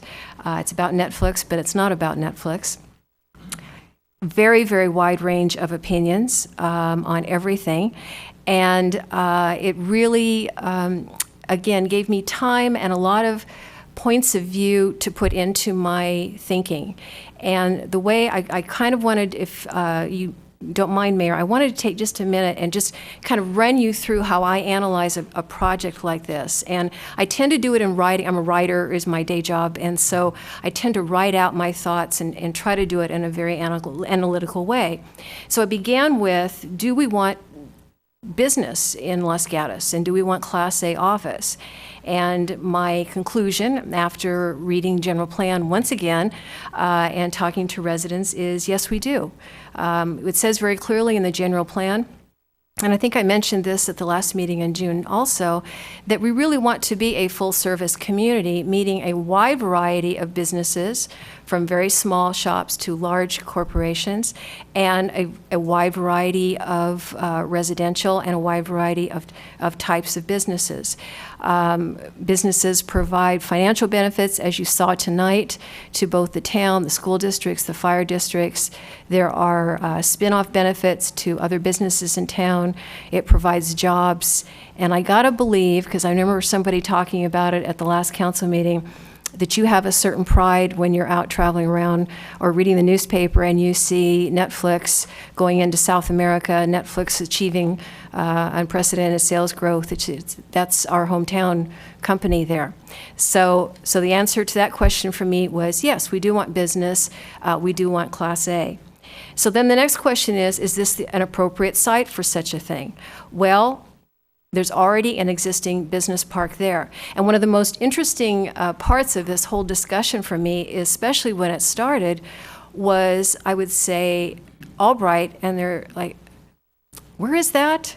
It's so hidden away that you people who live across the street are certainly aware of it, but for many, many residents in our community, they were unaware that it even existed there. They drive up and down Winchester all of the time. They see the trees. They might see one building out in front, Central Fire or the county library office, but not realizing how much land actually goes back in and goes down to the creek and to the trail. So I think it's already proven to be a successful site for businesses, and therefore a successful potential site for this type of development. So then the question of residential came up, and the conversation has been very confused and convoluted because of the way the project evolved, because of the environmental analysis having been done on 3 different scenarios, and then the numbers dropping and the whole angst over multifamily and its impact on the community and traffic and schools. Now we're down to just the question of, should there be a small segment of the property set aside potentially for senior use. Now, senior housing is a real important priority in our general plan.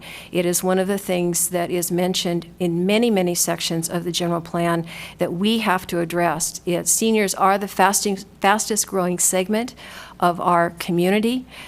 We need senior housing of all types.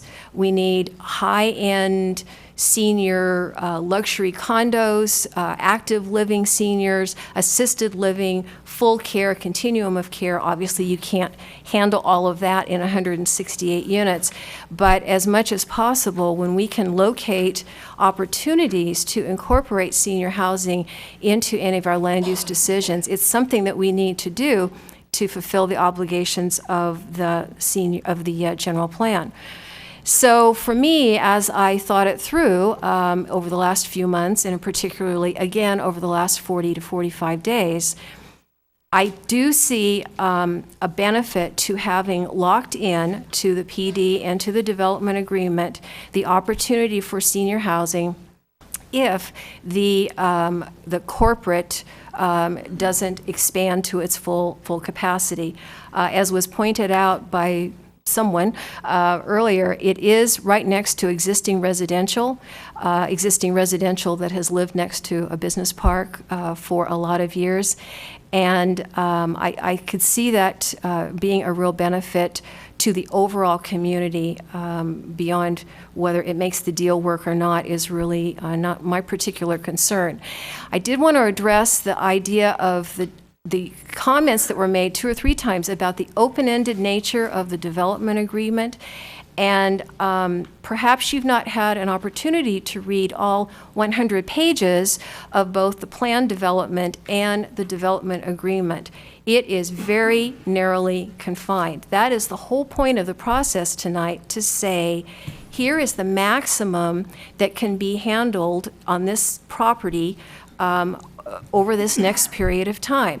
It can only be a Class A corporate campus, or a combination of, if that doesn't develop as fast as everybody might like, then you might be left with some of the existing buildings, business buildings there, which would have lower impact on the community because not adding anything.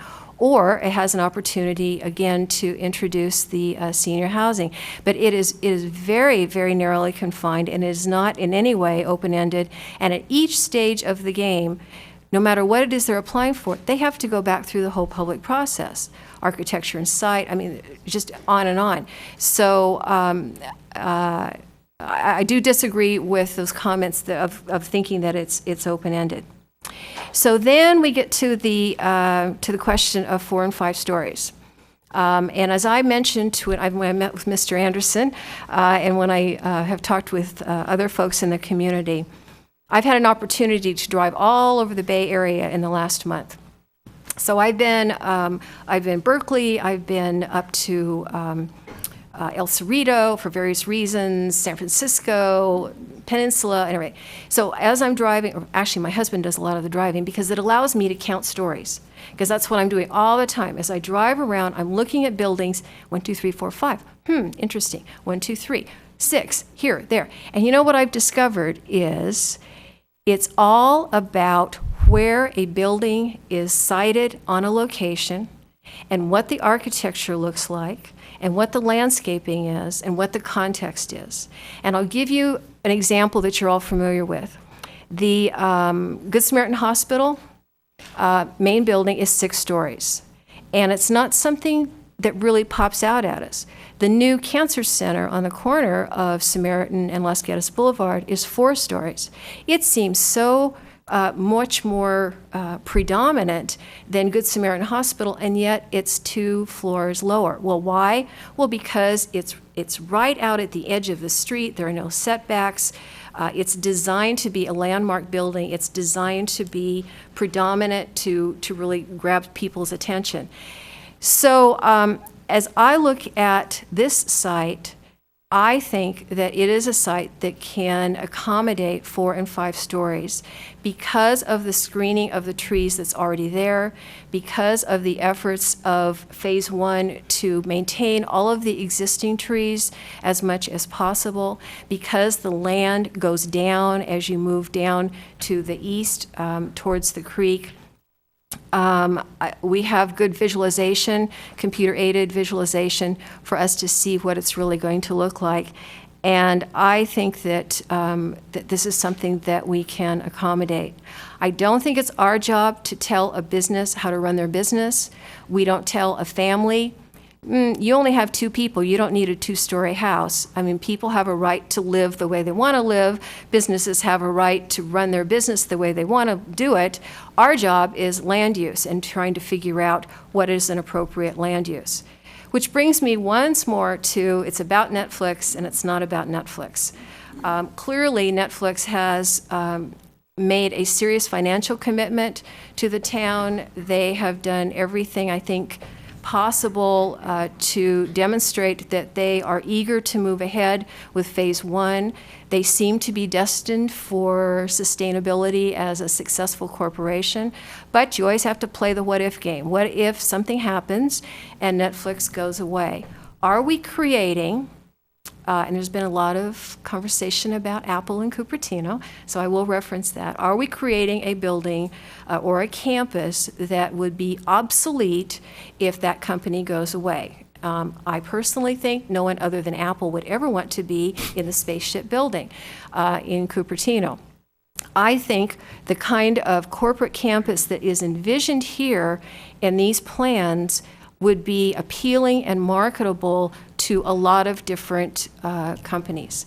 And again, as I was doing my tour through the Bay Area, I was also looking at other corporate campuses. And I haven't seen anything that, and there may be some out there that I didn't discover, but I haven't seen anything that really creates the buildings within a park kind of concept as what's being proposed here.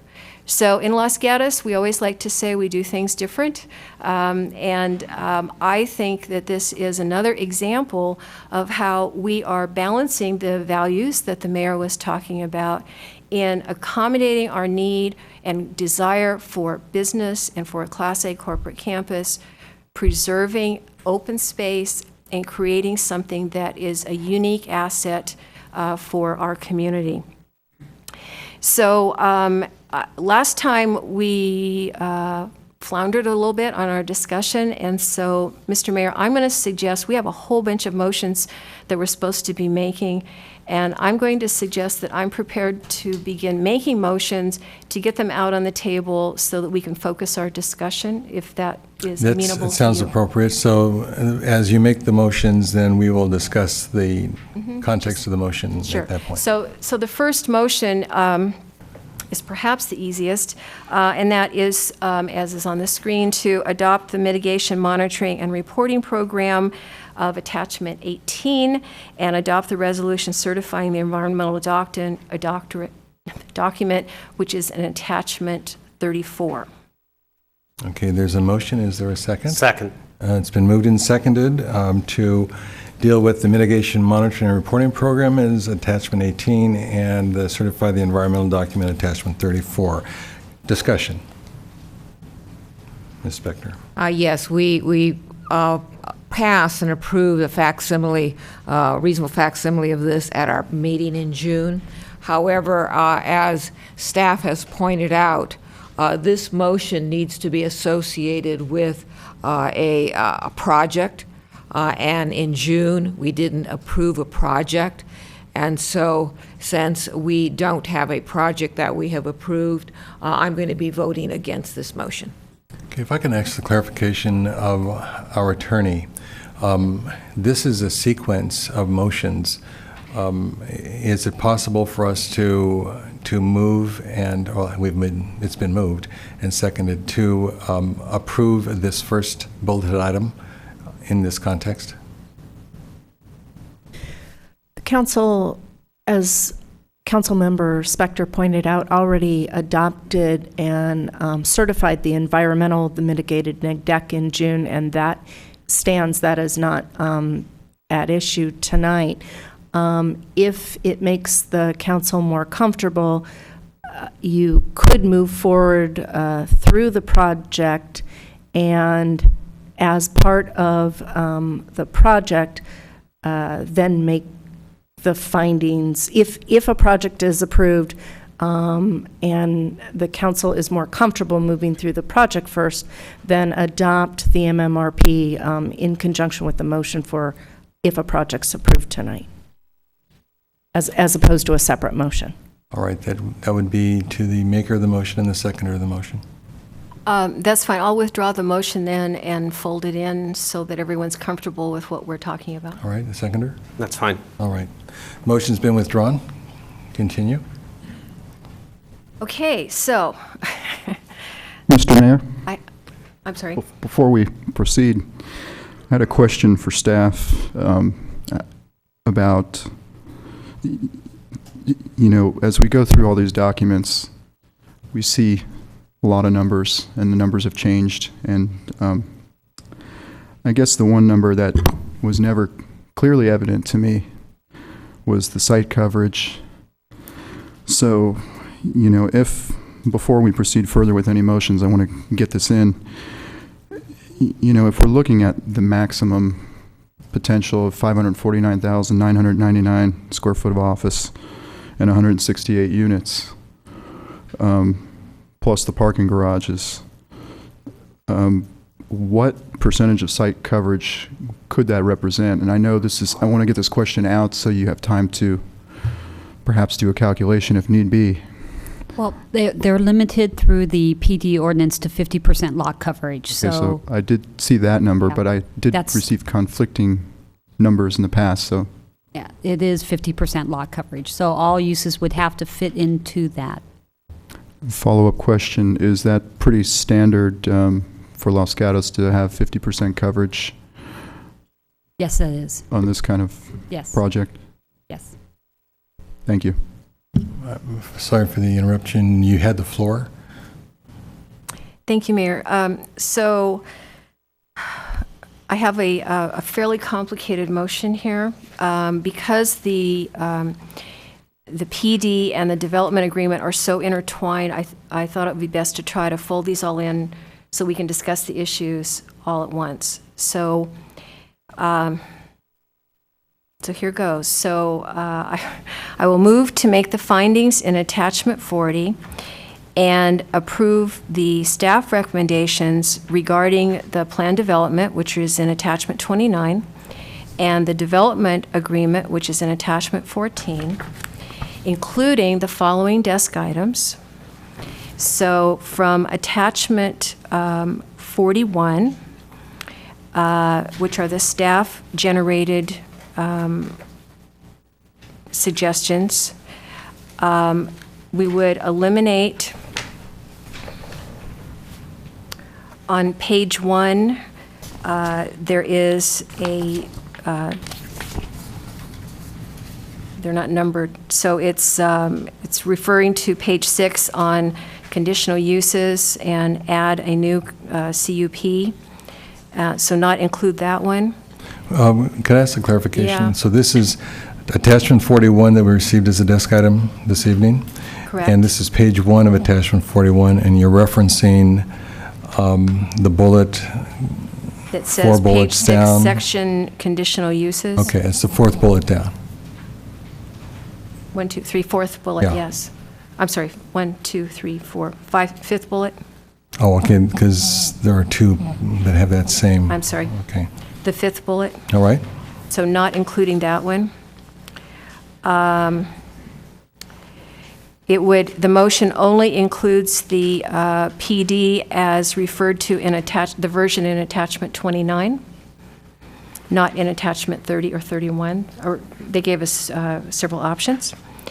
And also on page 3, again, this is of tonight's desk item on the staff recommendations.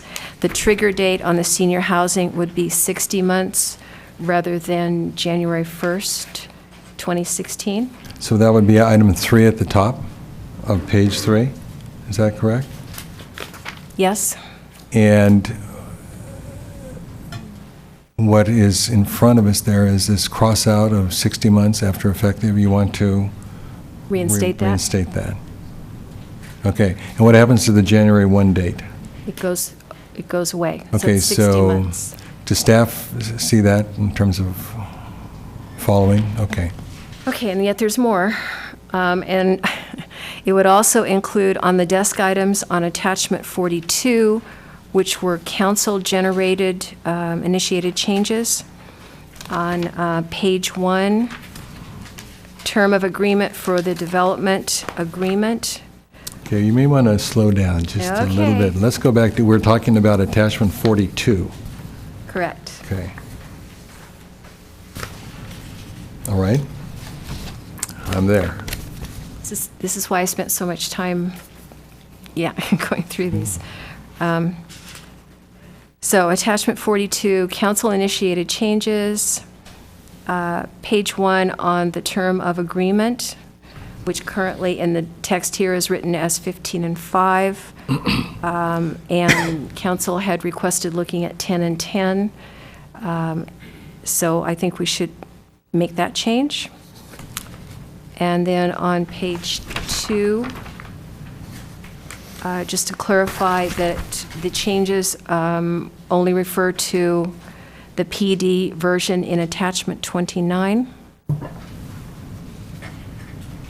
And then on page 3, this is referring to item 26 on aesthetics mitigation measures.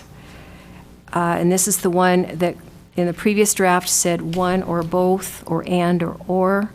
And I think it should be both and an and. And I understand the applicant's concern about making sure that there aren't unintended consequences of that, but I believe that we have enough material before us tonight in terms of plans for Phase 1 that should we move ahead with acceptance of this project, that implicit in that is that this is what we are looking for, and it wouldn't deviate from that in some future way. And then the last piece is for purposes of the motion. I'd also like to include the architecture and site recommendations from staff that are on page 2 of the desk items. And this was process questions on how to handle architecture and site applications. All right. You're referring to, okay, page 2 at the beginning of the report. Correct. Okay. And that finally is the end of the motion. And in referring to C, that's inclusive in the motion, each of those, there are a number of bullets that would be part of your motion. Yes. All right. That's the motion. It is. Do we have a second on that motion? I'll go ahead and second for purposes of discussion, and I'll have some. All right. Council, discussion of the motion. Go ahead. Councilmember McNutt articulated some excellent points, and a lot of them I had written down as well.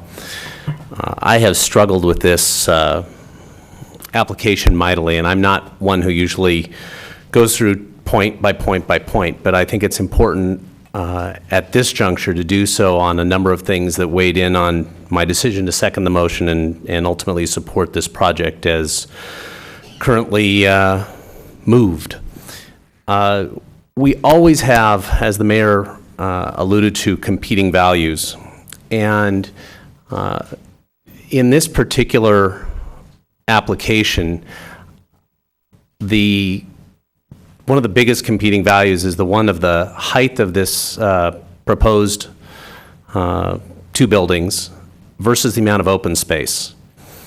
And one thing that I heard from members of the public about what we do and don't do in Los Gatos versus other jurisdictions, this isn't San Jose, it's not Sunnyvale, it's not Cupertino.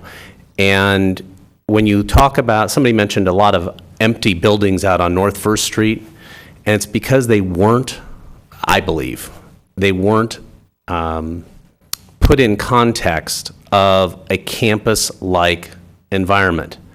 The amount of open space that is proposed on these, just on this first phase, is quite frankly bigger than I've seen of anything out there at the moment. I used to work on North First Street, and it's building and concrete and asphalt, and that's all you see. So I'm supportive of the height of this project for a couple of reasons. Councilmember McNutt talked about siting and context. I absolutely believe this, even at 5 stories, will be less visible to people passing by on Winchester or driving down Lark or even 17 than the current Aventino building because of where it's sited on the property. I've been a proponent of this being office only from day one, and I believe it will end up office only. Our general plan does talk about the need for senior housing. We do need it. If it ends up here, I would be surprised, only because I do believe this is a unique project that will be very attractive. And again, Councilmember McNutt, in her comments, talked about you're not building this like a spaceship that really only would be one potential user. And the difference with that is Apple owns that land. They can do whatever they want. They have to live with the consequences. This is about Netflix. It's not about Netflix, but Netflix doesn't own this land. A developer wants to build something that will be attractive to any potential tenant, whether Netflix is here or not. The development agreement, again, Councilmember McNutt was pretty clear on, and I believe the same thing, this is very narrowly drawn. We know what we're going to get.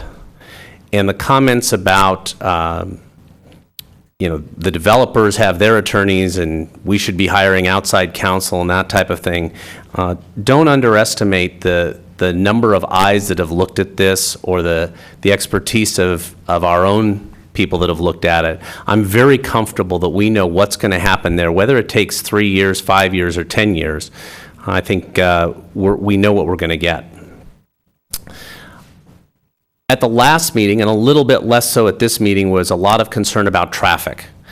And I know it's difficult to believe even or understand, but when you do the studies and you talk about linking signals and how the impact that can have on traffic flow, many years ago, I was on the Santa Clara County Roads Commission when we undertook a huge project, or the county did, to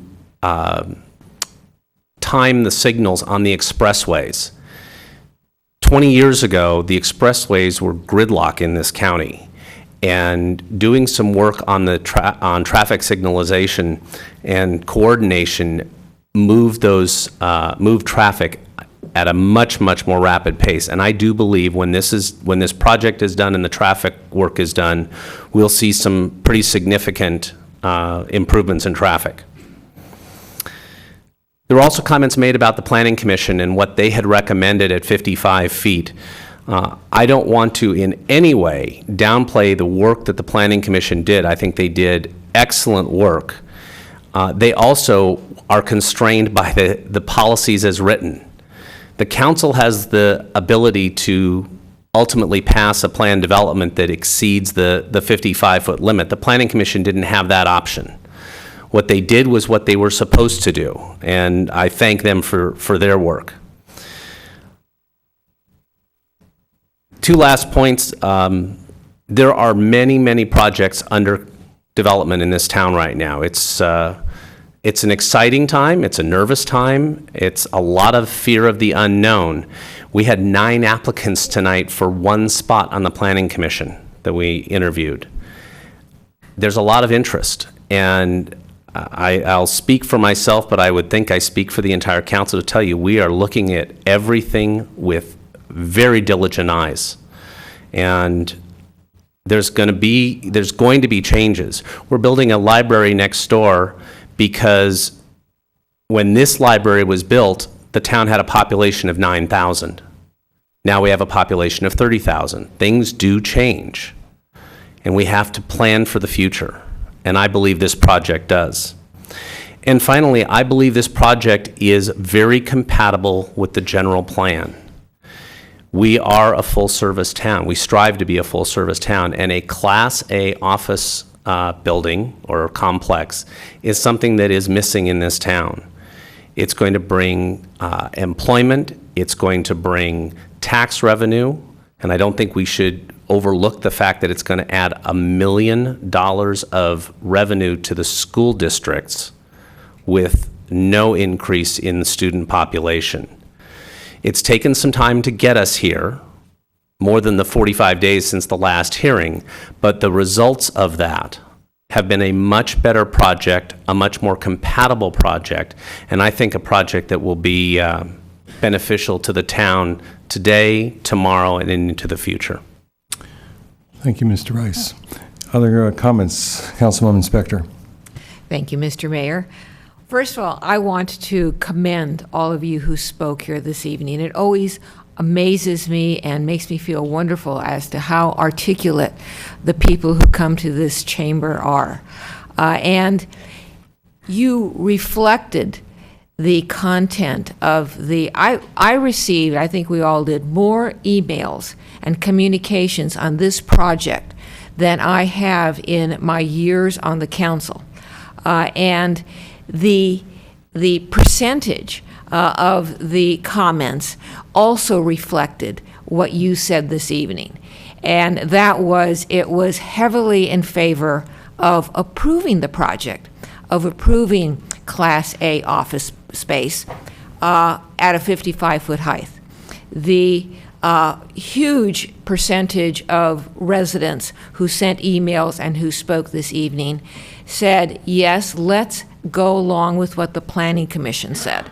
And I do disagree with one thing someone has mentioned, which is the Planning Commission, under the plan development ordinance that was proposed before them, could have gone with 85 feet or whatever. They chose not to, based upon their analysis of the facts and the law by which they were governed.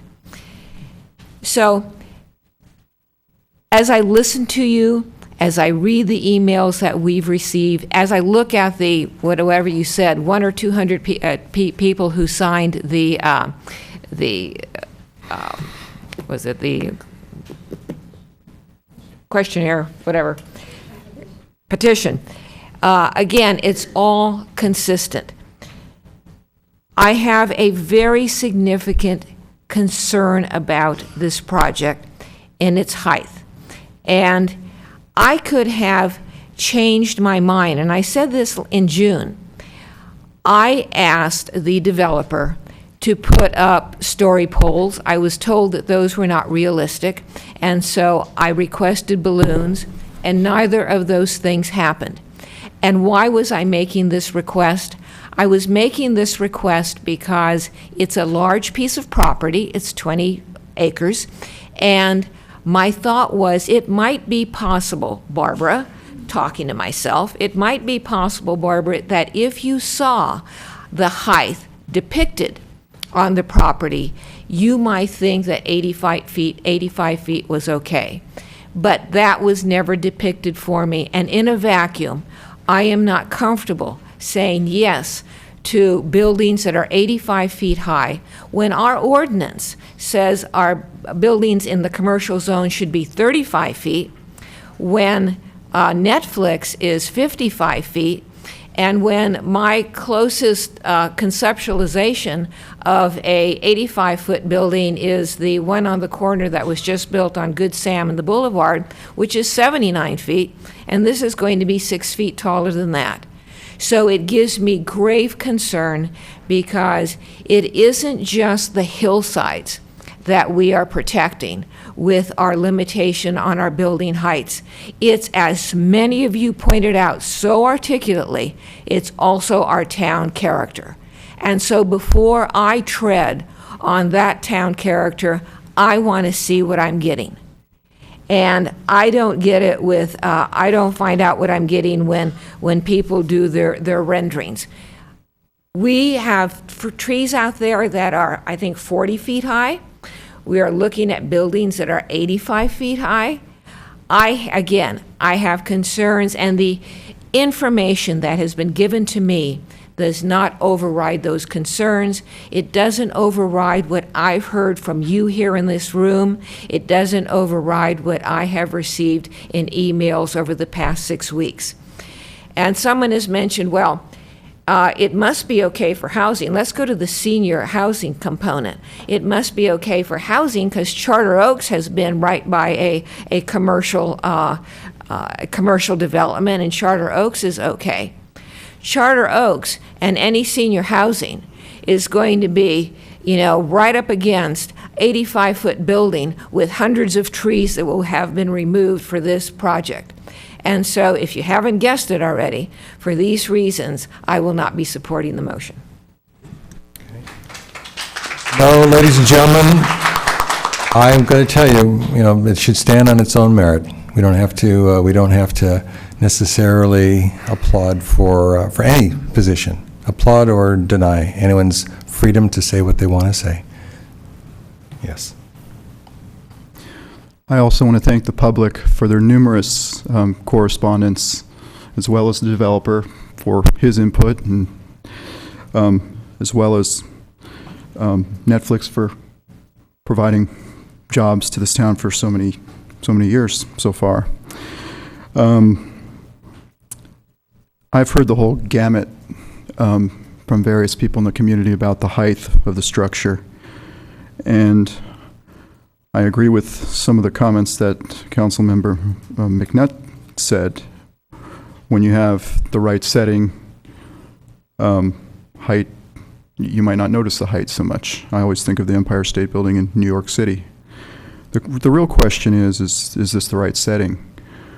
Some people have approached me and they've said, well, Steve, San Jose they wouldn't even think about it. They'd just do it, And then some people would say, well, it's, on the edge of Los Gatos, it's practically Campbell. And gave that a lot of thought, and then there's the folks that say, well, it's far from the downtown and those things. And there is some justification to those remarks in those respects. And then I thought, we got to think of Los Gatos more globally here. Whether it's 1 foot inside the border or 5 miles inside the border. This is a stone's throw away from people who live on a country club. This is not the intersection of Stevens Creek Boulevard and De Anza Boulevard.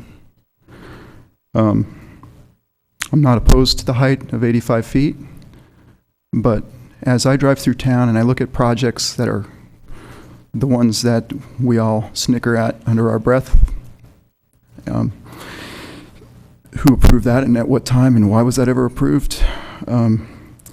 As council people, I think we have a responsibility to the people to not have those regrets down the line. And I just don't think we were given that opportunity here. There was a miscommunication between staff and between the developer, it sounded like. Doesn't sound like the developer is opposed to putting up some balloons. Whether the public understands what those balloons mean or not is not really relevant. It's the rule. If Barack Obama wanted to build his house in Los Gatos, he should have to put up story poles, as far as I'm concerned.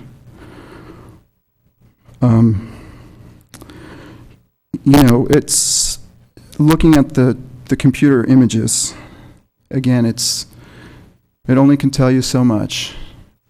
I know a telephone pole is 30 feet high. I know when we look at those images that were up on the screen earlier, I don't know if we can get them up again, but a lot of the trees are kind of equal in height to the telephone poles.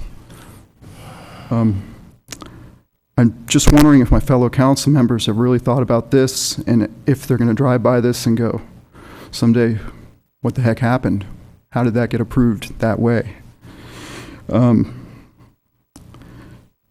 Now, notwithstanding all that, reading through all this documentation, it's pretty clear to me that Netflix, or call it Acme Corporation, whoever is there someday, never really wanted more than 2 office buildings, ranging from size from 200,000 square feet to,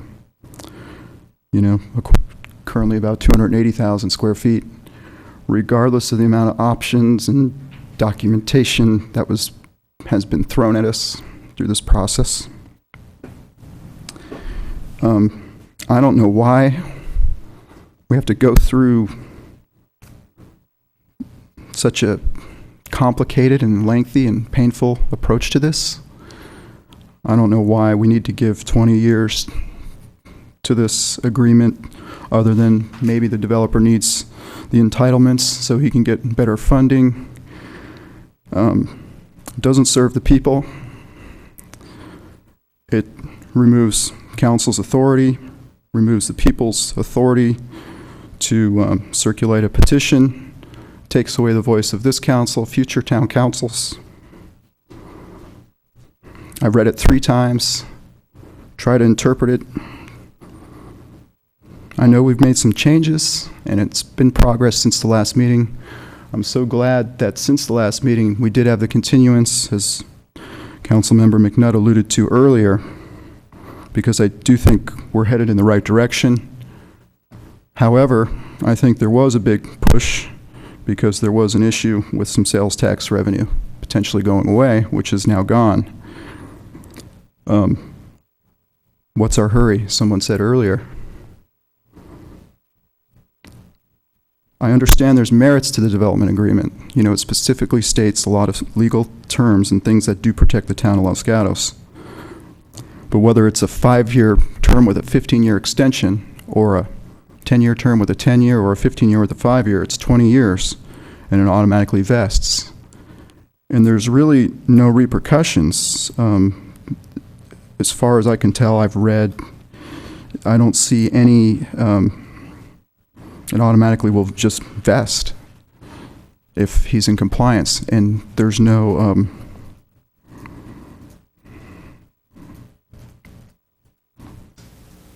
there's no stopping that. So it's really 20 years, regardless of how you look at the numbers. With that said, I try to think of an idea. How do we get, 2 buildings as quick as we can for Netflix? And how do we work with the public and try to incorporate their feelings towards the height? I just think it's entirely disrespectful towards them.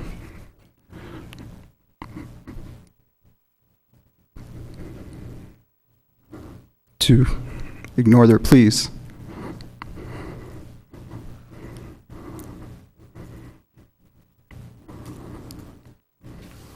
So, to sum it all up, I don't want to go on and on here.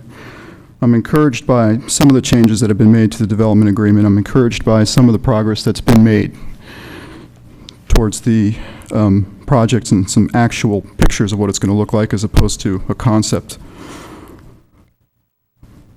I don't think senior housing is the answer. I think there's other opportunities for senior housing. I think the senior housing is oddly placed. It doesn't serve them well. The only way in and out's through one entrance in the front. We don't know exactly how it's going to work, but it's probably going to be through a parking lot, around a garage. There's not really shopping or things they can walk to. They can get on the creek trail. But there's going to be other opportunities that are better for senior housing out there.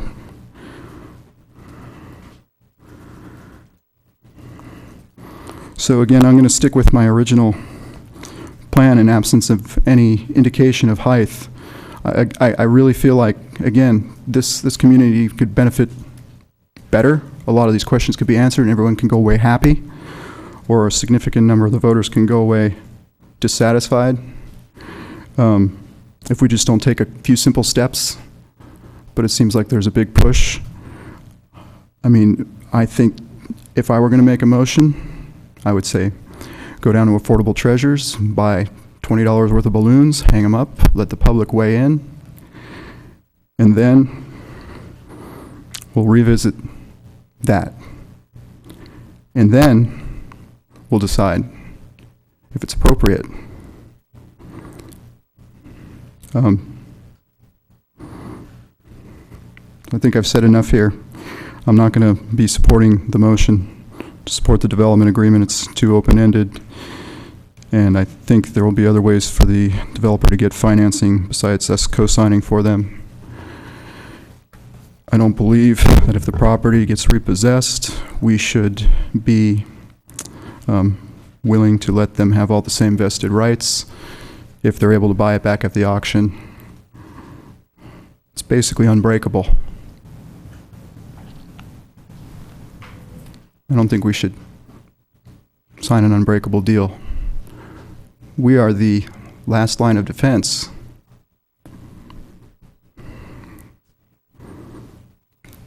Thank you. All right. I think there's some things that perhaps should be clarified, but I'm going to just assume that the documents and the analysis will stand on its own. A couple comments I want to make. I definitely, having been on council for 12 plus years now, have a commitment. I do not want to drive around town when I'm off council at a certain point in the future and see any building that I can't say I'm proud of that I was a part of. And at this point, I have not been able to, I've not had to break that promise. And I'm very proud member of the majority of the council. It wasn't unanimous. The majority of the council that approved the current Netflix site in Aventino Apartments. And it was a difficult call. There was a lot of people sitting in this audience who said, you know, life as we know it's going to end because of the traffic, and it's not Los Gatos, and we just can't be doing this out there. But the majority took looked at the opportunity and took a chance and made the call. And I think it's a proud gateway building to our community. I can also proudly say I was not part of the Hollywood Video project in any way, shape, or form. It wasn't on the Planning Commission, wasn't on the council. And I think it's one of the biggest mistakes we ever made in planning and land use in town. And it's there forever. And as far as I'm concerned, and that's one of the things that I do tell people when they ask, because that's not one I want to be associated with.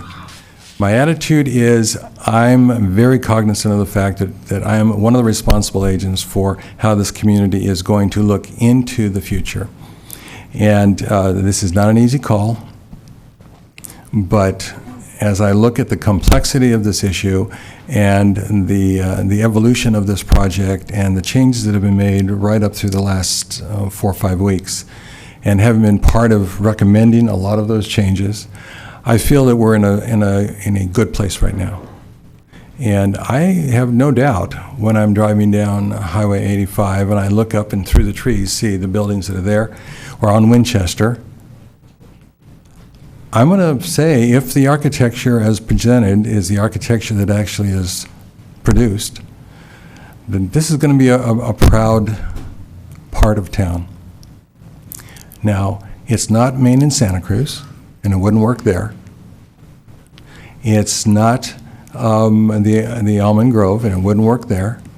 And obviously, it's a particular area of town that has served as a office R&D complex to this point. The difference will be same use, different structure. And obviously this is not going to be a popular decision for some people, but I am comfortable with the direction of this decision at this point in time. And so I'm probably going to be supporting the motion. So is there, the manager wants to indicate for something? All right. Back to the maker of the motion then.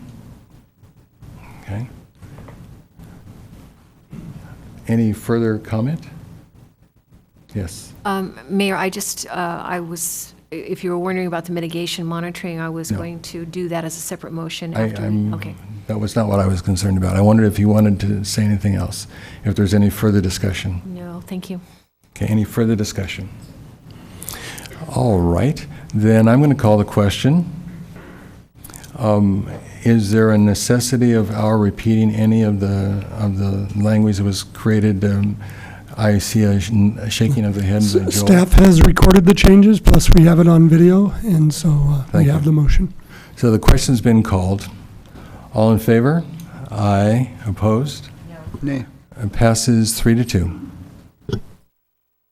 Yes. Mayor, so now I will move to adopt the mitigation monitoring and reporting program in attachment 18 and the resolution adopting the mitigated negative declaration, including the errata sheet and mitigation monitoring reporting program, and certifying the environmental document in attachment 34. Okay, is there a second? Second. Okay, Okay, any clarifications or discussion? Seeing none, I'll call the question. All in favor? Aye. Aye. Opposed? Nay. Passes 3-2. And then, Mayor, the final motion would be to accept the additional phased community benefit of $900,000 from Netflix and direct staff to negotiate and execute the agreement. Okay, a little bit of visual problem there. I'll second. Okay, it's been moved and seconded. Any further discussion? Seeing none, I'll call the question. All in favor? Aye. Opposed? No. Passes 3-2. I want to make a couple comments here. First of all, I think it's really clear, and this issue has been brought to my attention by a couple of people in the community. What happened tonight does not set precedent for any other site in the community. The 5-story or 4-story complex, as indicated, is specific to this site. And therefore, because of the fact that so much of this was predicated on the issue of open space, if there is another site, for example, the North 40, this cannot be used as a precedent for height of buildings on the North 40. It's a different kind of environment. Highway 85 is a depressed freeway. Highway 17 is an at-grade freeway. The proposal here was definitely to create a campus for Class A office with a park-like setting, and that's the direction that we've seen here. So I want to make sure I state that for the record. Secondly, this is going to the Planning Commission for Architecture and Site, and there are a number of issues that were included in the first motion tonight that would be referred by staff to the Planning Commission. The assumption is that, as stated in both the planned, the planned and the development agreement, that the Planning Commission will refer back after having done its review. We're assuming a Planning Commission meeting, I would think. Is there a date that would be appropriate for the Planning Commission?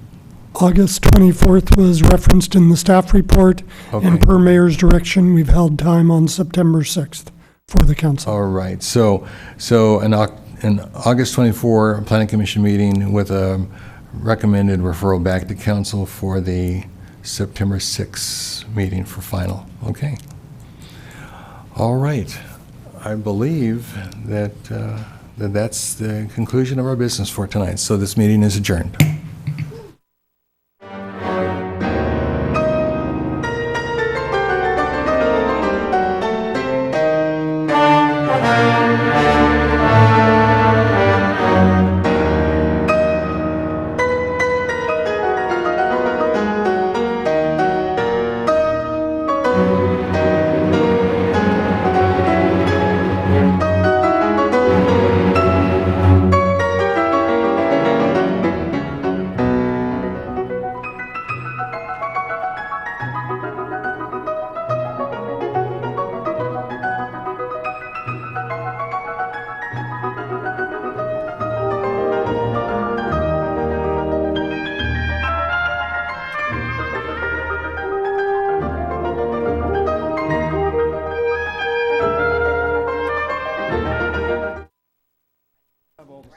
From way back in the beginning. Ladies.